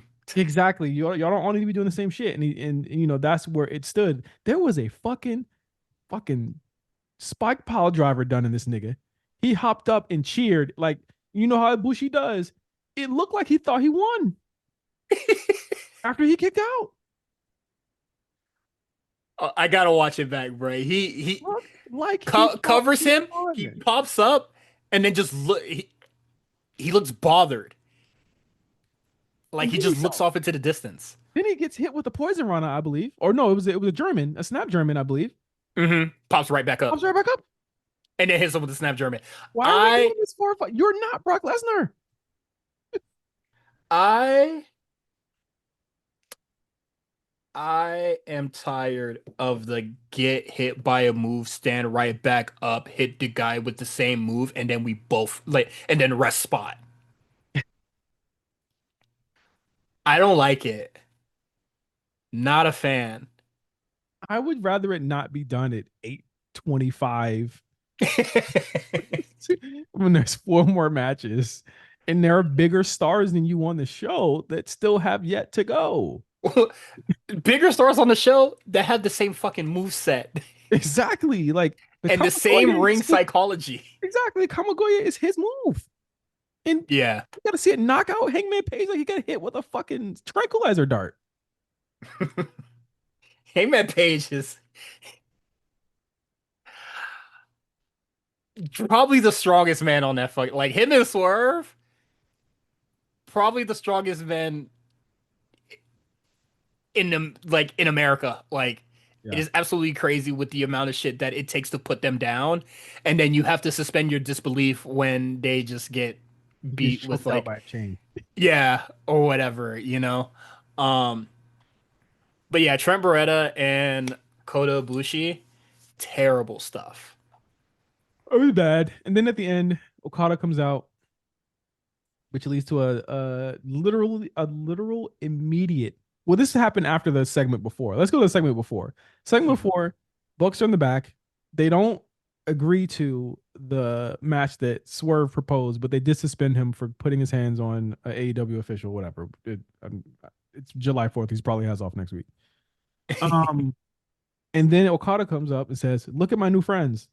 So you mean to tell me he's in the Callis family and the Elite? And yes, it and Don Callis. I'm not gonna mince words. That nigga's a parasite. He needs like Kenny Omega. I understand that y'all have some history back home. He knew your uncle, also some stuff like that. You already got him the job. Cut it out. Get away from him. He does not need to be involved in everything that you do. Why can't it just be Kenny versus Okada? Yeah. Why does he have to like It's so ridiculous. It's like a quote. Okada is already a shell of the man that he used to be character wise, and honestly, I'm gonna say in ring wise. That is my opinion. But like, he does not need Don Callis to be involved ringside or commentary. This match already, I was already unsure. The match already has an auto 1 star It gotta earn the because rest. it gotta earn the rest because Don Callis is gonna be on commentary. This is like I'm not gonna lie, like I haven't really been impressed by Okada lately. Omega, he shines in aspects. I wouldn't say like he's been as bad as when he was in the trios tournament. Um when he He came was back hurt. way too early. He was hurt. Like he was really hurt. I Yeah. again, you get to the segment and Okada's like, "Oh, these are my friends," and then the Bucks, way too much exposition. It's talking about, "Oh, well, we want you to take out Ibushi just to make Kenny hurt because we want to hurt Kenny more," and then it goes right to uh Takeshita, who seemingly has big issues with the fact that Okada's in this crew. I'm like, I guess there can only be one Japanese man in it, and he says this is temporary, and then Okada's like, "Yeah, whatever, nigga," and then walks away from him. I'm gonna be real, the next biggest match they could probably have, and the next match they could really develop Takeshita the way that they should, and it should happen, is Takeshita versus Okada. I'm actually kind of shocked they're not doing this at all in. I actually feel like going to the Kenny well is like we've seen it before. I don't know what else we're We've gonna. seen it several times. So I mean, I think Takeshita Okada is something that like I'd really enjoy. I really would want to see. Looks like it'll happen after this All In match, but they announced literally lightning fast after the Ibushi thing went off. Tony Khan Mhm. announced that Ibushi versus Okada next week at Dynamite 300. I was like, wait, just now? Like, like he just said, "Go by God damn it, we gotta have this match next week." So now, speaking of shell of former self, we're about to have two niggas who are the shell of their former selves facing off. hmm And one shell is more hollow than the other, and it might be a little cracked inside. Um, yeah, not looking forward to that. This is a quick hit, but there is a lot of moving pieces in this. So we got Bald Fox versus Speed Jets or Jet Speed. Yeah. Um, Ricochet and AR Fox as a tag team. We don't need this. Well, luckily, this is the only night we're gonna see it. So, Yeah. Um, and then I'll also extend that to we don't really need an AR Fox Ricochet feud. Um, bro, how has his trajectory gone down? mind you, he won that match against Mark Briscoe. He won his last pay-per-view match. Mark Briscoe has gone on to get a title match and a number one contendership for the Casino Battle Royale. Right now, there doesn't seem to be a path for Ricochet to be on All In right now. Mhm. He won his last pay-per-view match. Insane. And then he loses this match, although it's AR Fox who takes the pin, but it's Jet Speed, sorry, um, who get more or less a number one contendership against the Hurt Syndicate.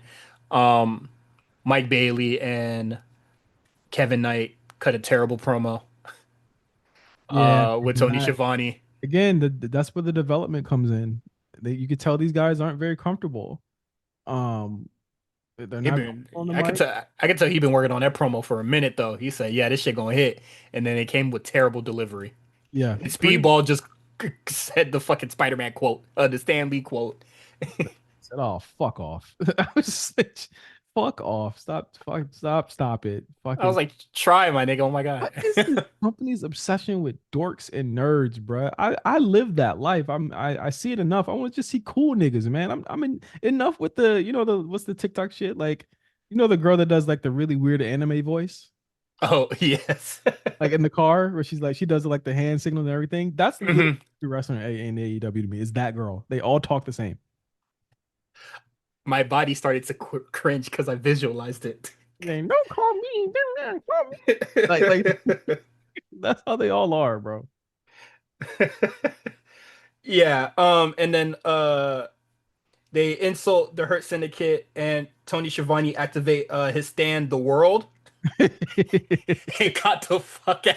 That is the fastest I've ever seen him How he moved faster than they did. move. Fuck was they looking at that he got away and they didn't. So they beat them up, put them through a table, and Smoked them. in pure Hurt Syndicate you know, fashion, just fucking decimated these guys. Do you And then think proceed to Private get on the mic and then shattered on him. you think Private Party is coming back? You think they're like gonna pop back up and be like, we want the Hurt Syndicate? I hope not. I hope they don't. I legitimately hope they don't. Cause you're not getting that win back. Unless you two, both private party members, get some knee surgery to become 6'3" and get some muscles, you are not beating the Hurt Syndicate. So MVP gives them the chance the he says I guess when they wake up or when they if they can still walk or whatever. They left that table in the middle of the fucking thing. And that was like a that was a it was very ECW like this episode. Every segment flowed into each other. Hmm. They love to do the Crash TV type thing. And I thought people hated Crash TV, but I guess AEW doesn't matter. You could be smart and stupid at the same time, I guess. But uh which leads to MJF. Is he slumming it? Like this whole thing was endearing at first, but I thought it would be a little bit more like comedic, like Owen Hart and the Nation Domination or Sami Zayn and the Bloodline, a little bit more comedy. It's just like him just doing what he does, and then MJ and then MVP like burying more people on the mic, and then like them just saying shit, and then at Yeah, the same time, it's clear that like MVP is a good talker, but like I would say Bobby and Shelton probably not as good as him. And honestly, like just having MJF do all the talking for the most part, or like splitting their TV time, real estate together, it benefits all parties, right? My thing is that MJF decided to not be in the Owen to get a number one, a number one contendership for the AEW championship by joining the Hurt Syndicate, where it seemed that he can just steamroll his way into it. but he's not doing anything that will help his cause. And then he announces that he's in a number one contendership.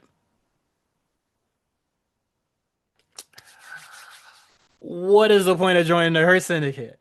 Oh yeah, if he's just gonna be in the battle royale anyway. You opted to not be in the Owen so you can do this. And I know because it's MJF, he don't wrestle often, or he don't want to wrestle often. Wrestling in the Owen is easier than the Battle Royale because there's mad niggas that can get pinned. Like it the reasoning is not like I'm following the story thread here. Mhm. It's not making sense anymore after this. And then Mark Briscoe came out, said, "Hey man, the producer told me to get you out of here so I can have my match." And then they proceed to do promos for 3 minutes, and it just results with MJF calling him a hick, having no teeth, and then Mark Briscoe just saying, "You got a small dick." And that's why you're hanging around all the black. Whoa, BBCs. let's get out of here. Um, Very strange flow of a segment, but it did flow because it did go into the next match. But very odd. Um, I don't think that the what is it, kosher pickle is gonna stick, but it is, with the AEW audience, who knows? And I feel like they did like that promo between the two. It was solely to have story going into the battle royale. Like that was all that it was for. Yeah, the battle royale having this much story, I'm like, damn nigga, is this just a Royal Rumble?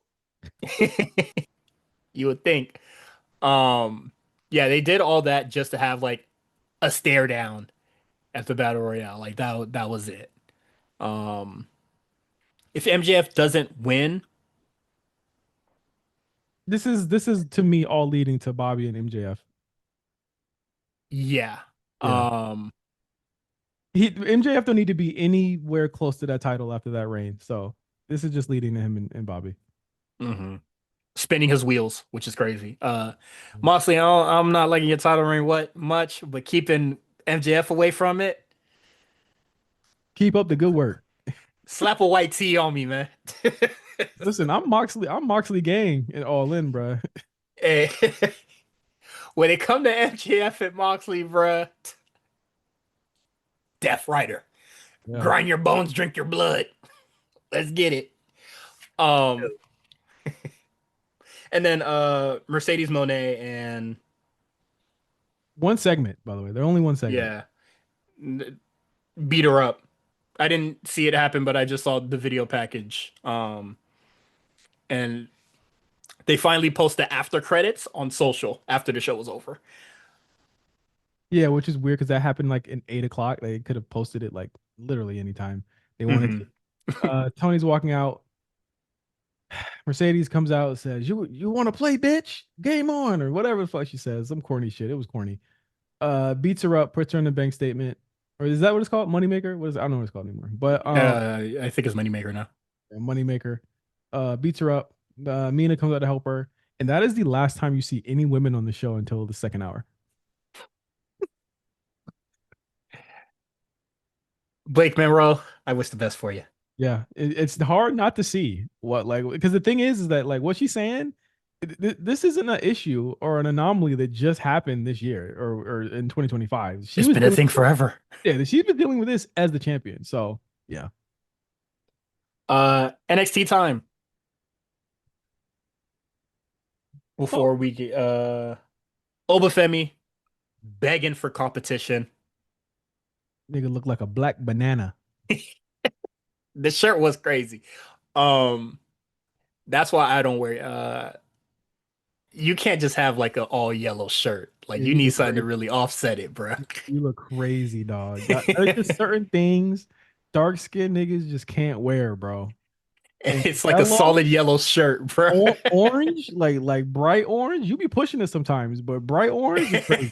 Because all I see is the orange. I don't even see your face. You just look like remember the Ken Carson cover where it's just a nigga with vampire teeth? Ken Carson, that's what it looked like when you wear orange. Hold on, is it Ken Carson? Carson. This nigga ugly himself. I don't those OPM niggas or whatever, I don't know what they look like, bro. But my younger brother love them, and I'm just like, yeah, that's just sad to me, bro. That nigga trash. This would it look like when you wear orange or yellow as your I'm back. looking at the cover right now. That shit killing me, bro. Oh my God. Inamura answers. Why he got a pentagram on his chest, bro? What's wrong with niggas, man? Remember what Offset said, bro? It ain't even no get with God. That like you are you a Wicca? Are you practice Wicca? They got like what's wrong with these weird niggas, man? We could we could talk about the double XL on a different pod. All right. We could really get to it. But Inamura answers the call. He gave up his match with Trick, gave it to Briggs, which confused the fuck out of me. But Well, I what don't you know. thought that was the easier match? That nigga said, "Fuck it." He said, "Nigga, you can have it."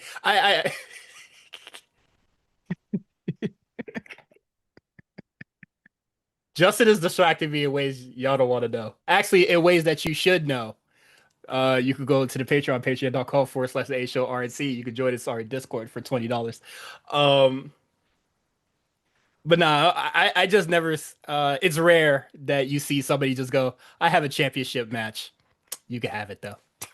I mean, he did pin Trick, but Yeah. did it for his boy. The Inamura story like sometimes confuses me because like we've seen him as like a stone cold liar, and I don't think it's the last time we're gonna see him lie again. You know what I'm saying? Like he lied about About going to Japan. he lied about going to Japan. He lied, but before that, remember he lied about being hurt or whatever. Like remember he Hmm. lied about the to get the match. So like he's a stone cold liar, and I'm wondering if that's gonna come back and bite Breeze in his ass one day. But That's a good pickup. That is a good pickup. Uh, he's lied twice, bro. The third one gonna be fatal. I'm for sure. Third one's gonna be very fatal. But he comes out yeah. and why didn't no other nigga come out? I guess because Oba beat everybody.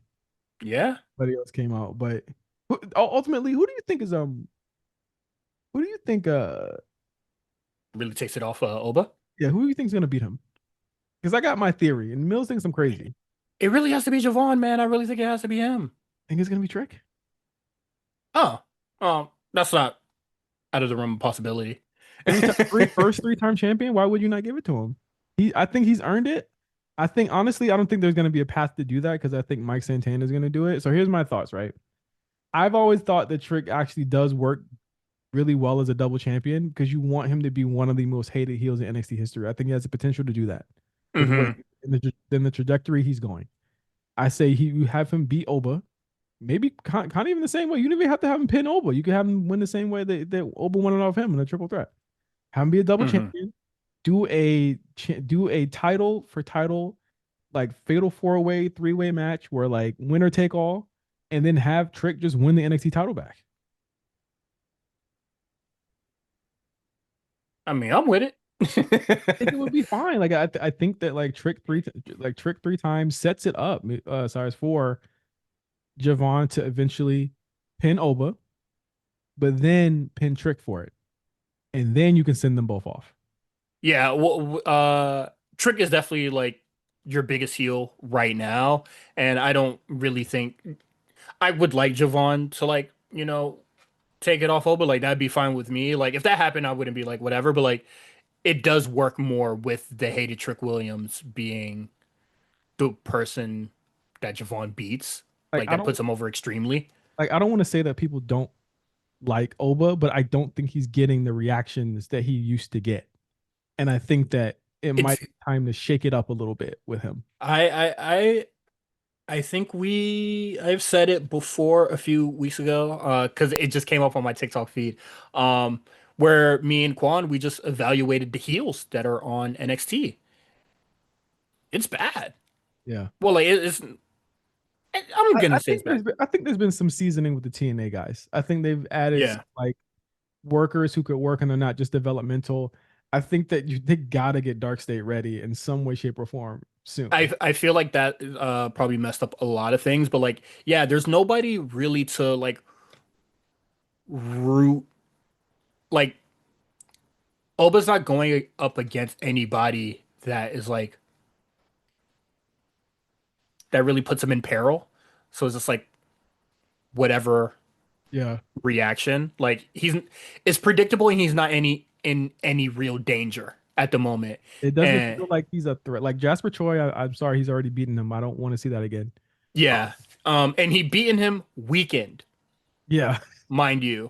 So it's very weird that we're gonna be doing and then Jasper Troy comes out again because he beat up Javon earlier on the show, but like yeah, he just starts putting hands on Inamura or whatever, and I'm just like, nigga, but you lost already.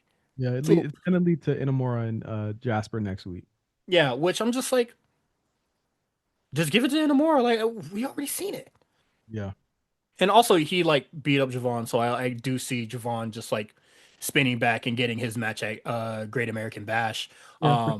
Which Jasper most likely would win to actually get some heel heat. But like at the same time, it's just like, why couldn't we start there? Right. Why couldn't we start there instead of just like hot shotting him to the title and then having him lose to a weakened champion at that? Like But Oba having taped up ribs. also it sucks because like I said earlier, like I don't think it's a good idea to waste Javon. The theory I have with what they think about Javon Evans is that they feel as though this kid is so young that it really doesn't matter how many L's he takes right now because we're gonna make it up on the back half of his NXT tenure. Which like yeah, Hmm. it makes sense. But like I also feel like if you're gonna go with a guy, go with a guy. Like that's why I like what Triple H does with like people like Tiffany, um, Hmm. or like talent like Braun. They just go with them. You know what I mean? They just go and they don't look back. You know, they need like I feel like they need to do that with Javon. Like just go with him. He's getting a reaction. The kids love him. He's gonna be a fucking star. And again, I'm not gonna discount the fact that he's portrayed and spotlighted on so many shows right now. Like I'm not gonna, he was on Worlds Collide. He was on SmackDown, which is a lot of people on Hmm. that show don't get to do. I'm not gonna discount that, but I think that again, it's time to start giving him some meaningful wins as Yeah. you kind of, fill this out. Yes. I definitely think that they are like he's young, we have time, but like you're gonna like if Triple H says, "What the fuck? Like, give me Javon." You missed out on a lot to do with him. Yep. Yep. So it is a bit much. And I this Jasper Troy situation is just whatever. Like that nigga could just been in the culling, bro, and I would have been I The e Cullen e is yet another faction that I'm not sure what they're doing with right now. easy to ignore. And I'm starting to get the feeling that old boy was injured. That's why they kicked him out. oh, that's why they did the write off. Probably. Um, and the culling is once again one of those things where it's a group, it's a mixed gendered group, and the woman is the only person that is succeeding. Pretty much. I mean, but I like the role. I like this role for Izzy. They I think Yes. he struggled a bit after Kiana left. Um, Hmm. took a lot of losses. I feel like she probably shouldn't have taken at the time. I think they should have just went with her. I think she's like one of the tallest women in the fucking division right now. Hmm. Her and Lash are like pretty, imposing figures. But her and the culling has worked, and I'm actually kind of digging the Tatum thing. I like that they've kept Tatum active, and they've kind of done a meta thing with her, not having any more friends. Hmm. Um, and then to talk about the Fatal Four Way, Jordan Grace defeats Lash Legend, Izzy, Dame, and Jada Parker. And I'll say right now, Lash Legend and Izzy Dame having that standoff. Nikita, LinkedIn. go ahead hit that Indeed for us, man. Izzy done took the fuck out of your spot, and it looked natural, like But again, like it's that grind that we talked about. It's like seamless transition. exactly Izzy had to grind. She had to fucking grind, and now they're giving her a chance and they're saying you got to go with it. But I mean, from what I've seen, like I think Nikita's kind of fit into her role pretty well on Evolve. Like I don't really like get caught up in all of the like the memes and stuff they make about her. Like I kind of look at, kind of check in and see what she's doing. Like I think she looks solid. She doesn't look as scared and tentative as she used to in the ring. I definitely think she has improved a lot. I definitely think the reps on Level Up, and I think she was on Evolve for a little bit. I think she's still Um, there. is he? No, oh, I thought you meant Nikita. I thought you meant Nikita. My bad. Oh, Nikita, good luck. Um, That's what I was saying. I was like, I think Nikita on Evolve has looked. I've checked in on some of the stuff she's done on Evolve. I think she did a main event with Natty a couple of weeks ago. I mhm, thought that she looked. She again. That's what I was saying. Like her, she doesn't look as tentative as she used to in the ring, and she's a little more comfortable. Like memes notwithstanding, she's corny. She's gonna be what she's gonna be. But I think that like what the difference with her and Izzy is that like Izzy just has kind of a lot of the timing down. mhm. I think my one complaint with a lot of women there that I would have hoped that they picked up while Julia and Stephanie and Roxanne were there is like don't make it look as choreographed. I think Yes. that's the main thing is like they make it look so choreographed. That's why I was really impressed with Laney Reed a couple of weeks ago. She didn't look like she was like choreographing anything. She was laying it in. She was really laying it in. And I think with Izzy, she needs to kind of work on that. But I could see the improvement there. Like Lash, Mhm. I don't know what the fuck they're waiting on with her. I like Lash is at the point where Lash is at the point where I don't think there's much more she can learn without getting more on the job training. If you know what I mean. Like Yeah. She doesn't need to be in an atmosphere where there are a bunch of people that are still kind of learning because she's gonna stay stuck at that one level. She needs to go away from that. She needs to go above that because like she's not learning anything more. She needs to go on the road with Yeah. Bianca And and all of that. and there's a large reason why she is the last of one of the last people in Metaphor. Yeah. Um, I definitely think she should go up. Like, yeah, I just don't think there's if you're not gonna give her the title or any title, just let her leave. Yeah. Just let her go. Like let her go before, she ends up getting injured at one of these fucking NXT house shows or whatever. Don't say that. I'm not going wood. Don't say Not, that. not knock on wood. Like just stop wasting her time. Like, um, just let her be free. Yeah. Overall, really, really good match. Jada Parker. Now that if you want to talk about somebody who is like fluid, I think that she's really great. Um, I honestly I don't think that there's ever been times where I seen like the gears like turning for her. I always found her to be like extremely fluid. Yeah, I mean, but again, it's like a wealth of riches. It's like you know who wasn't in this Hmm. match or not in these matches? Lola Vice. It's like Yeah.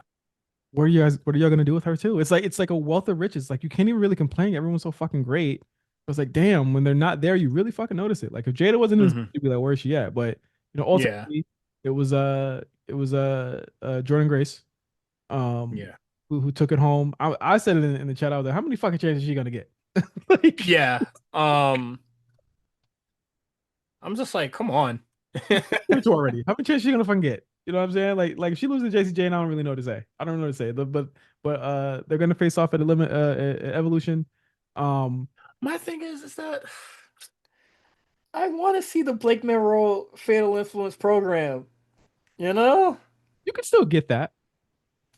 But what if they okay, how about this? How about this? Because the thing is that the fatal lineage is kind of like the Judgment Day, right? This is what I think. I don't think Blake Moreau needs to be a babyface. I'll give you that right now. She's not a babyface character. What if Hmm. Jasmine and turns on Fallon and JC, and she breaks off and makes the new fatal with Blake Monroe. If Toxic Attraction slash Fatal Influence is going to be the new Judgment Day, I'm cool with that. Um, I definitely think that, Blake Monroe could really just run these four down and She make some did, baby face friends. yeah, I'm about to Um, say she didn't do a good job of that 2 weeks ago. yeah. They caught her off guard, you feel me? She was in her sexy gear, you feel me? She wasn't in her wrestling gear yet. I just want to hear her Um, theme again, bro. Her theme is hard. yeah, that shit tough. Um, I'm looking forward to everything with that. And then I don't think that JC Jane will be winning this match. Um, but we'll see what happens. Also, Sol Ruka needs a new challenger as It's, well. don't be mad that don't be sad that it's over. Be glad that it happened because there's no way that you should ever be fucking sad that you got this title because no one ever thought you'd get it. You got the title and you get to defend it at Evolution. Yeah, that's the The Evolution is the big part because like we ever think there was gonna be a second one. Like it's always just been like a maybe. hey maybe it could be yearly. I mean WWE seems to want to fill out the fucking summer calendar with a show every goddamn 2 weeks. So Yeah, it'll happen again. fucking nuts. Um, okay, and then our smaller topics. Trick Williams versus well, he defeats Josh Briggs. And a match I thought was good. Short, No, sweet. listen, Trick Williams, hashtag good wrestler. I like this theme. I like this storyline. This is a good arc. This is something you see on One Piece, man. Like Trick becoming a good wrestler. Who had that on their bingo card? But again, what it is, he's landing in. Even if he makes mistakes, but when he used to make mistakes in the ring, you could see the life go out of his body. You could see him Hmm. literally lose all of his confidence. He botched a little bit in this match, but he picked it right back up. And it's great to have a dance partner like Josh Briggs that gets you there. And I like that role that Josh Briggs plays on the roster to like help people out in that way. Hmm. Yeah, that was really good. Joe Hendry attacks Trick post match. There's a lot of post match stuff Yeah. that This happens this episode. I was like when Jasper Troy came out to hit Inamura, I said, "What? Like what?" I was actually like upset. I was just like, "All right, man, let's dial it back, bruh. Like, did we film this shit out of order or something?" Um, and then it's gonna be Wesley versus Joe Hendry next week, and I like the backstage stuff between him and Trick, where he said Joe Hendry's name, and they all started checking the door. That was funny. And then in the later promo, he said, "I'll show up when I want to." I thought it was really funny. I I think Wes is actually really comfortable in this little the high rise group. I Yeah, it's coming together. but again, it's a group that I think could take him to the main roster if need be, and it's cool that he's taking the position and doing what he needs to do to kind of like build out that character a little bit because the heel turn was shaky and it's been shaky for a while, but these guys are Yes. actually pretty funny together. Yeah. It's been the heel turn was shaky. Um, especially since he lost that feud. And then he still started like popping shit. And he recruited them. They ain't have a name. Once they got that name, they Off. started investing. Yeah, they took off. They took off. Um, Javon versus Tavion Heights. I thought this match was cool as well. Tavion Heights fighting for his freedom, but Charlie Dempsey, gets a little too stiff during the training. Um, it hurts him a little bit, scratches his face or whatever. Um, why Charlie want to hold these niggas down so bad, bruh? Because he's white. What do you mean? He's a Republican. I'm wondering what the end game is for this because it's like okay, it's clear you want to split these guys up, but then what are you gonna have Charlie Dempsey do because he barely wrestled. And here's my thing It's with Charlie. so weird that he doesn't wrestle a lot. Yeah, like and here's my thing with him is like his style of wrestling. I just it's like the Timothy Thatcher style of wrestling. Like Hmm. kind of seen with like Gulak and all those other people, it just like kind of doesn't work in the big leagues. So like, what are they gonna do with them when this is over? Hey man, Regal, talk to your kid, man. Let that nigga know he need to start getting Oh, a little funny, bruh. nepotism is all day nepotism. He's gonna have a job, Oh, but I know that part, but as far as being an entertaining character, go talk to your daddy, man. like I think there's been funny parts with him, but it's like it hasn't even been start and stop with him. It's kind of just been steady. It's like okay, like the no quarter catch glue has been a group that has been passed down, Cyrus, by like three people at this point. So like it could go. I think Chase U needs. I don't know why they're reviving Chase U. Why are they not just let? They revived Chase U, and they're about to dissolve that shit again, bro. I was like, I don't give a fuck. Yeah, I don't give a shit about Chase U. Let's just run through all of those right now. Like I don't give a shit about Chase U stuff. But what I Hmm. really don't give a fuck about anymore, what I'm really upset about, the worst thing on the show to me is the Tony D stack stuff. Let him go to the main roster already. There is nothing left for him to do. Nothing makes me care less about a story than a rounds match. You put a rounds match on NXT, I will skip 10 times out of 10. I have seen enough of them. Some of them been good. I ain't gonna lie. Some of them been really good. Very low hit rate. Yeah. Especially not with these two guys. And they have not disclosed what Noam's injury is. He hasn't tweeted about it, has he? Hold on, let me see. Yeah, they haven't. I believe they haven't disclosed what his injury is, but it's so weird. It seems like they like Ava booked the match and was just like, "Well, I'm gonna let that match happen." And then tonight she was just, or like throughout the week, she was just like, "Actually, let's do it." Would not be shocked if this was an angle. Because no one's really said anything about this. I would not be Hmm. shocked if this was an angle. Really wouldn't be. But uh match did nothing for me. Seeing these two wrestle any more time, and I know we at least have one more time these two are gonna wrestle. Yeah. Speed run the breakup, my niggas. I'm straight. And then we haven't seen Rizzo in a month at this point.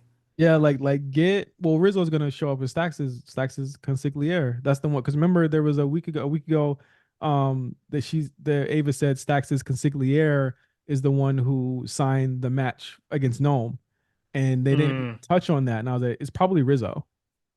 that'd be cool. Let's speed it up though. Just take the group from the nigga and then we keep it pushing. I think um Rizzo pending. She could be better, but like I think like the group is all like real talented wrestlers. They're just really bogged down by this terrible breakup angle. Mm-hmm. Well, here's the thing. Tony D's in that Roxanne category. Oh, really nice wrestler needs to go. Needs to go. He needs to go. I don't know if there's room. I don't care. I'm gonna say the same thing about Ethan Page and Ricky Saints. It's time for Ricky to kind of like. Well, the rumor has been, as you already know, like the rumor has been that he's going to the main roster, Yeah. and they bring up that like if that's the case, have this be winner loser leaves, Hmm. or do something to that effect, and just shock us. It don't matter. I don't. I'll take either of them at this point on the main roster. I don't give a shit. Get them up. Get them up in NXT. Get them away from each other. Hey man, make it a draw and they both leave. Um, I like what Ethan Page is like doing for the most part, but like he's like Ethan Page has been here for a short amount of time and he's already in that coaching role where he's taken Vanity Project under his wing. Yeah. I don't really think that's a good use of his time because I honestly feel like Vanity Project can get over or be hated without him. Like it's they will be okay on their own and like the tag teams, come on man. Oh yeah. They don't need Ethan Page to like really get over on them niggas. Like they got beaten the fuck up earlier, and I'm pretty sure it's the Culling. And I'm like, I don't want to see that match. I don't want to see Hank and Tank versus the Culling. I forget. I forgot that Hank and Tank had the titles. Honestly, as when I said the tag team, I like it had to load up real quick. I also forgot. Um, I'm I'm just not really moved by a lot of the stuff that like the men's mid card. Like I do like what Trick is doing, and I like some of the stuff that like I like the Oba matches for the most part, except like the Jasper Troy one. But like it's really odd. But yeah, I don't really care about that going on. And then fucking Miles Bourne and Alexis King is about to have a match next week. Oh my God. Skinny Lexus King, bro. Put some respect on. Oh, so, yeah, my fault. Skinny King. Um, I mean, they're trying something. I think that like they're trying. Like again, it's stable. There isn't anyone that I'm just like turn this fucking TV off right now. Like there's no one on the show like that for me yet. mhm. I think that there's just whereas the women had movement, Cyrus, like the men just seem like Stagnant. they like don't go anywhere. And I think like that's the issue is that like they're good wrestlers, but it's like, but then you look at the main roster, it's like you mean to tell me that there's no place y'all could put them on this 3 hour ass SmackDown or on this fucking Raw where the New Day are always fucking wrestling the same niggas over and over again? You mean to tell me there's no place for these niggas at all? Like, come on, be real with me.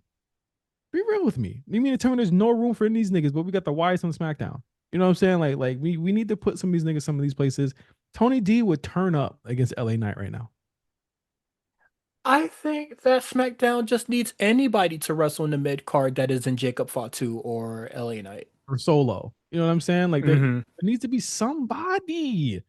It's really crazy that there's so many really good men's acts, but I also feel as though Cyrus they might actually be kind of scared of who they got down there in the men's part on the men's side of Evolve and of Hmm. Level Up and LFG. Like I look at them niggas on LFG, I'm like, I ain't seeing no stars right there. I'm not seeing a star men's wise there. Callie Armstrong, I see it. Once again, man, the women is they just look always look more impressive than the men on NXT and everything else. Like I that's no disrespect to him, but like I'm seeing the talk slow down on him. Um Cappuccino Jones, nobody talking about that nigga no more. Yeah. I don't when I look at the chat when it's evolve time, I don't see his name come up at all. I mean, No, nobody talking about Trill London. I haven't seen anybody talking about what is that dude? The nigga that got smoked with the Samoans. oh, Hunter Carver. was it is it Antonio? No, that's I'm thinking Antonio Tarver from fucking the Nexus. I'm old as shit. It's the black nigga, man. I know you're talking Yeah. about. I'm not seeing anybody talking about Harlem Williams. Like a lot of those people that were on that first episode of Evolve, like the men on there, I don't see their name popping up in any chatter of what's going on right now. But I'm seeing new women coming in, getting into feuds, got the chat going crazy. Fucking what is it? We got Vanity Project. But what's crazy is that like, and it sounds bad to say this, but like, and I don't know if they think the same way on as far as creative goes. Look at the amount of men that are on the main roster that haven't really started yet, like Jacob, like Braun Hmm. Breaker, like Bronson Reed, like Mello, like I mean, Alistair just came back, but like he gets to have a second win. LA Knight. The men on the NXT side have time.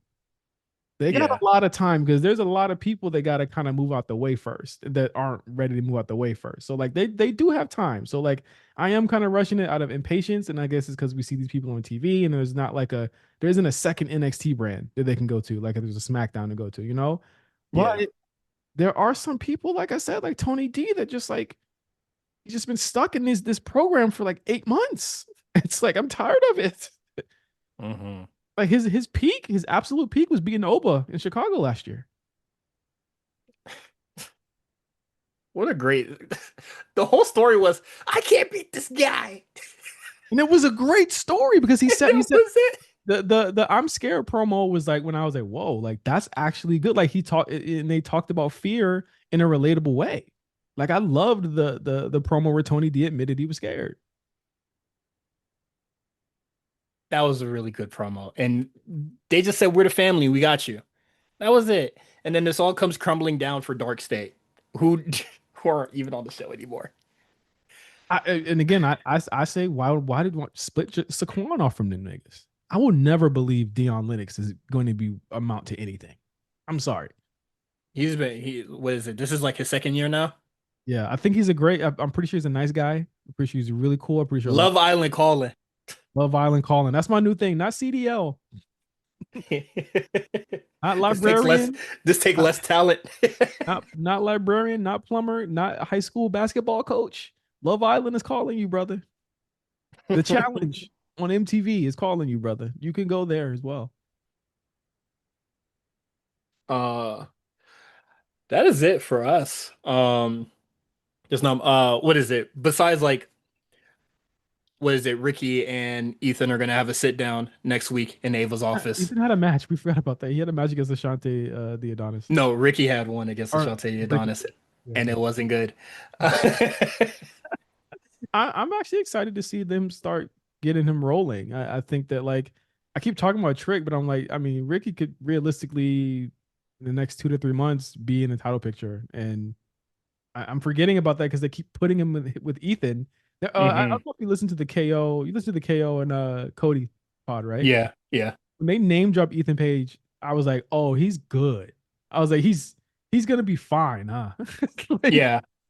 If I always think of Ethan Page as big Johnny Gargano, or Johnny Gargano XL, like like Sean love that nigga.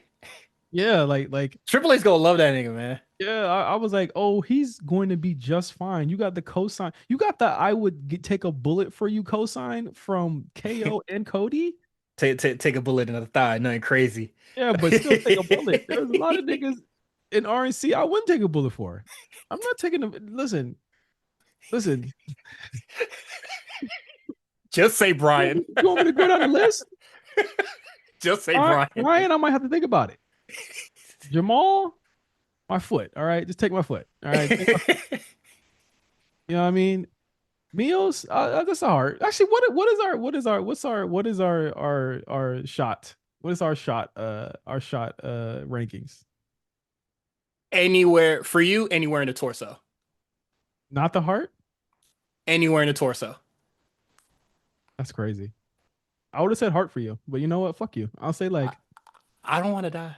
Okay, Also, go ahead. torso kind of fragile. I could become Professor X, bruh. You know, the heart ain't the only place that could be dangerous place that could be hit, bruh. Say Mark, I'm dodging. Mark, I'm dodging. I'll take like a calf shot. Like I don't want to. I'm not gonna I'm gonna bleed out for remember him. all the times Mark wanted me to like he want like I almost jumped out of my skin arguing with this nigga, and I'm gonna dodge, and it's gonna hit him where it hit me. Uh, You and Armand been beefing a lot randomly. Where that bullet going? Armand, I'll go Shin for Armand. I'll go Shin. Ow. I don't hate Armand. I just wish that he would stop. You know, you might have had her once, but I had her all the time, Armand. That's your ball. Yeah, you might have had her once, but I had her all the time. But Meals, that's meals is hard. I do meals hard. Meals is also a torso.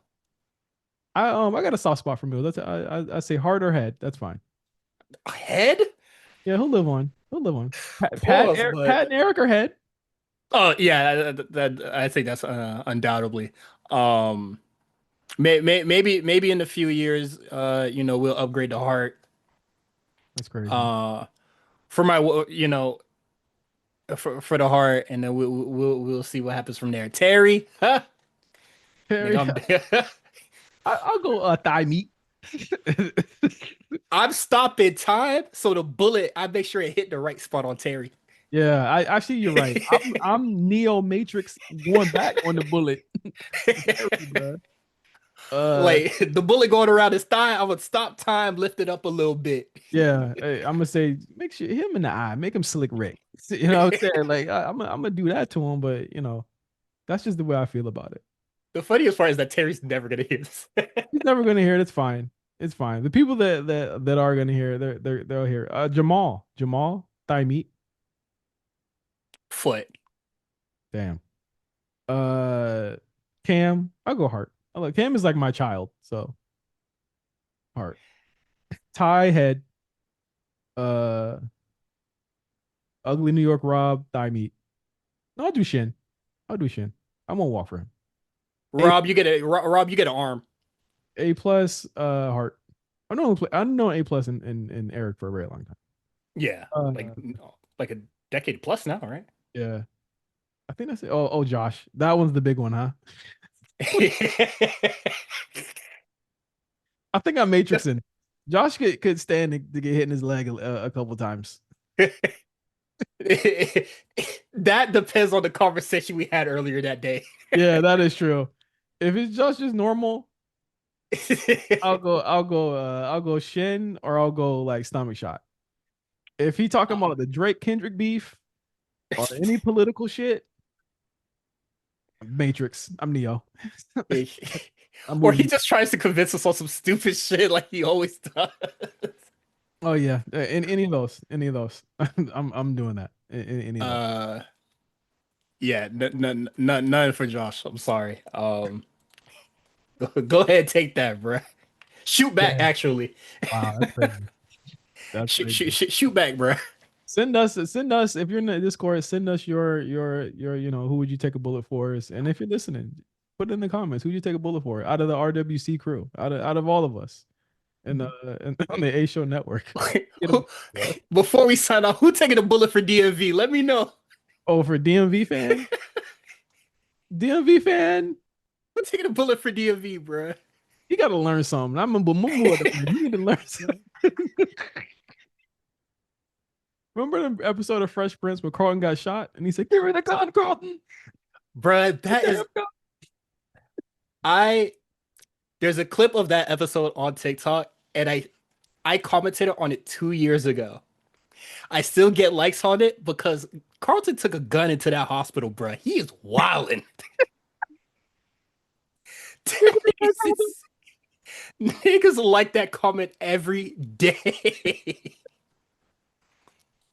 Oh, Oh my god. But yes, DMV, you gotta learn something. I'm moving out the way. all right. All right. You can subscribe to us on Patreon, patreon.com/, the A Show RNC. If you would like to let us know who you're taking a bullet for, you can let us know in the comments, or you could join in the Discord and let us know in detail. Gory detail. You can follow. Well, do you want to be followed on Twitter? I feel like we all just want to get rid of that shit at I this don't, point. I don't promote anything on there anymore. So It will be in the show notes, but you can follow the A Show at the A Show RNC. All our shows and stuff will be posted on there. We have our Instagram, TikTok, YouTube that is also in the show notes. Thank you so much for filling in, Justin. Quan should be back next week. Um, and then yeah, you gotta be back for Dynamite 300. He won't be back. yes, he needs to give me the insight on what was going on with Collision and shit. Like he's a very crucial part of this show. Like he fills in gaps where I mentally cannot. Quan, please come back soon. All right. Peace out, everybody.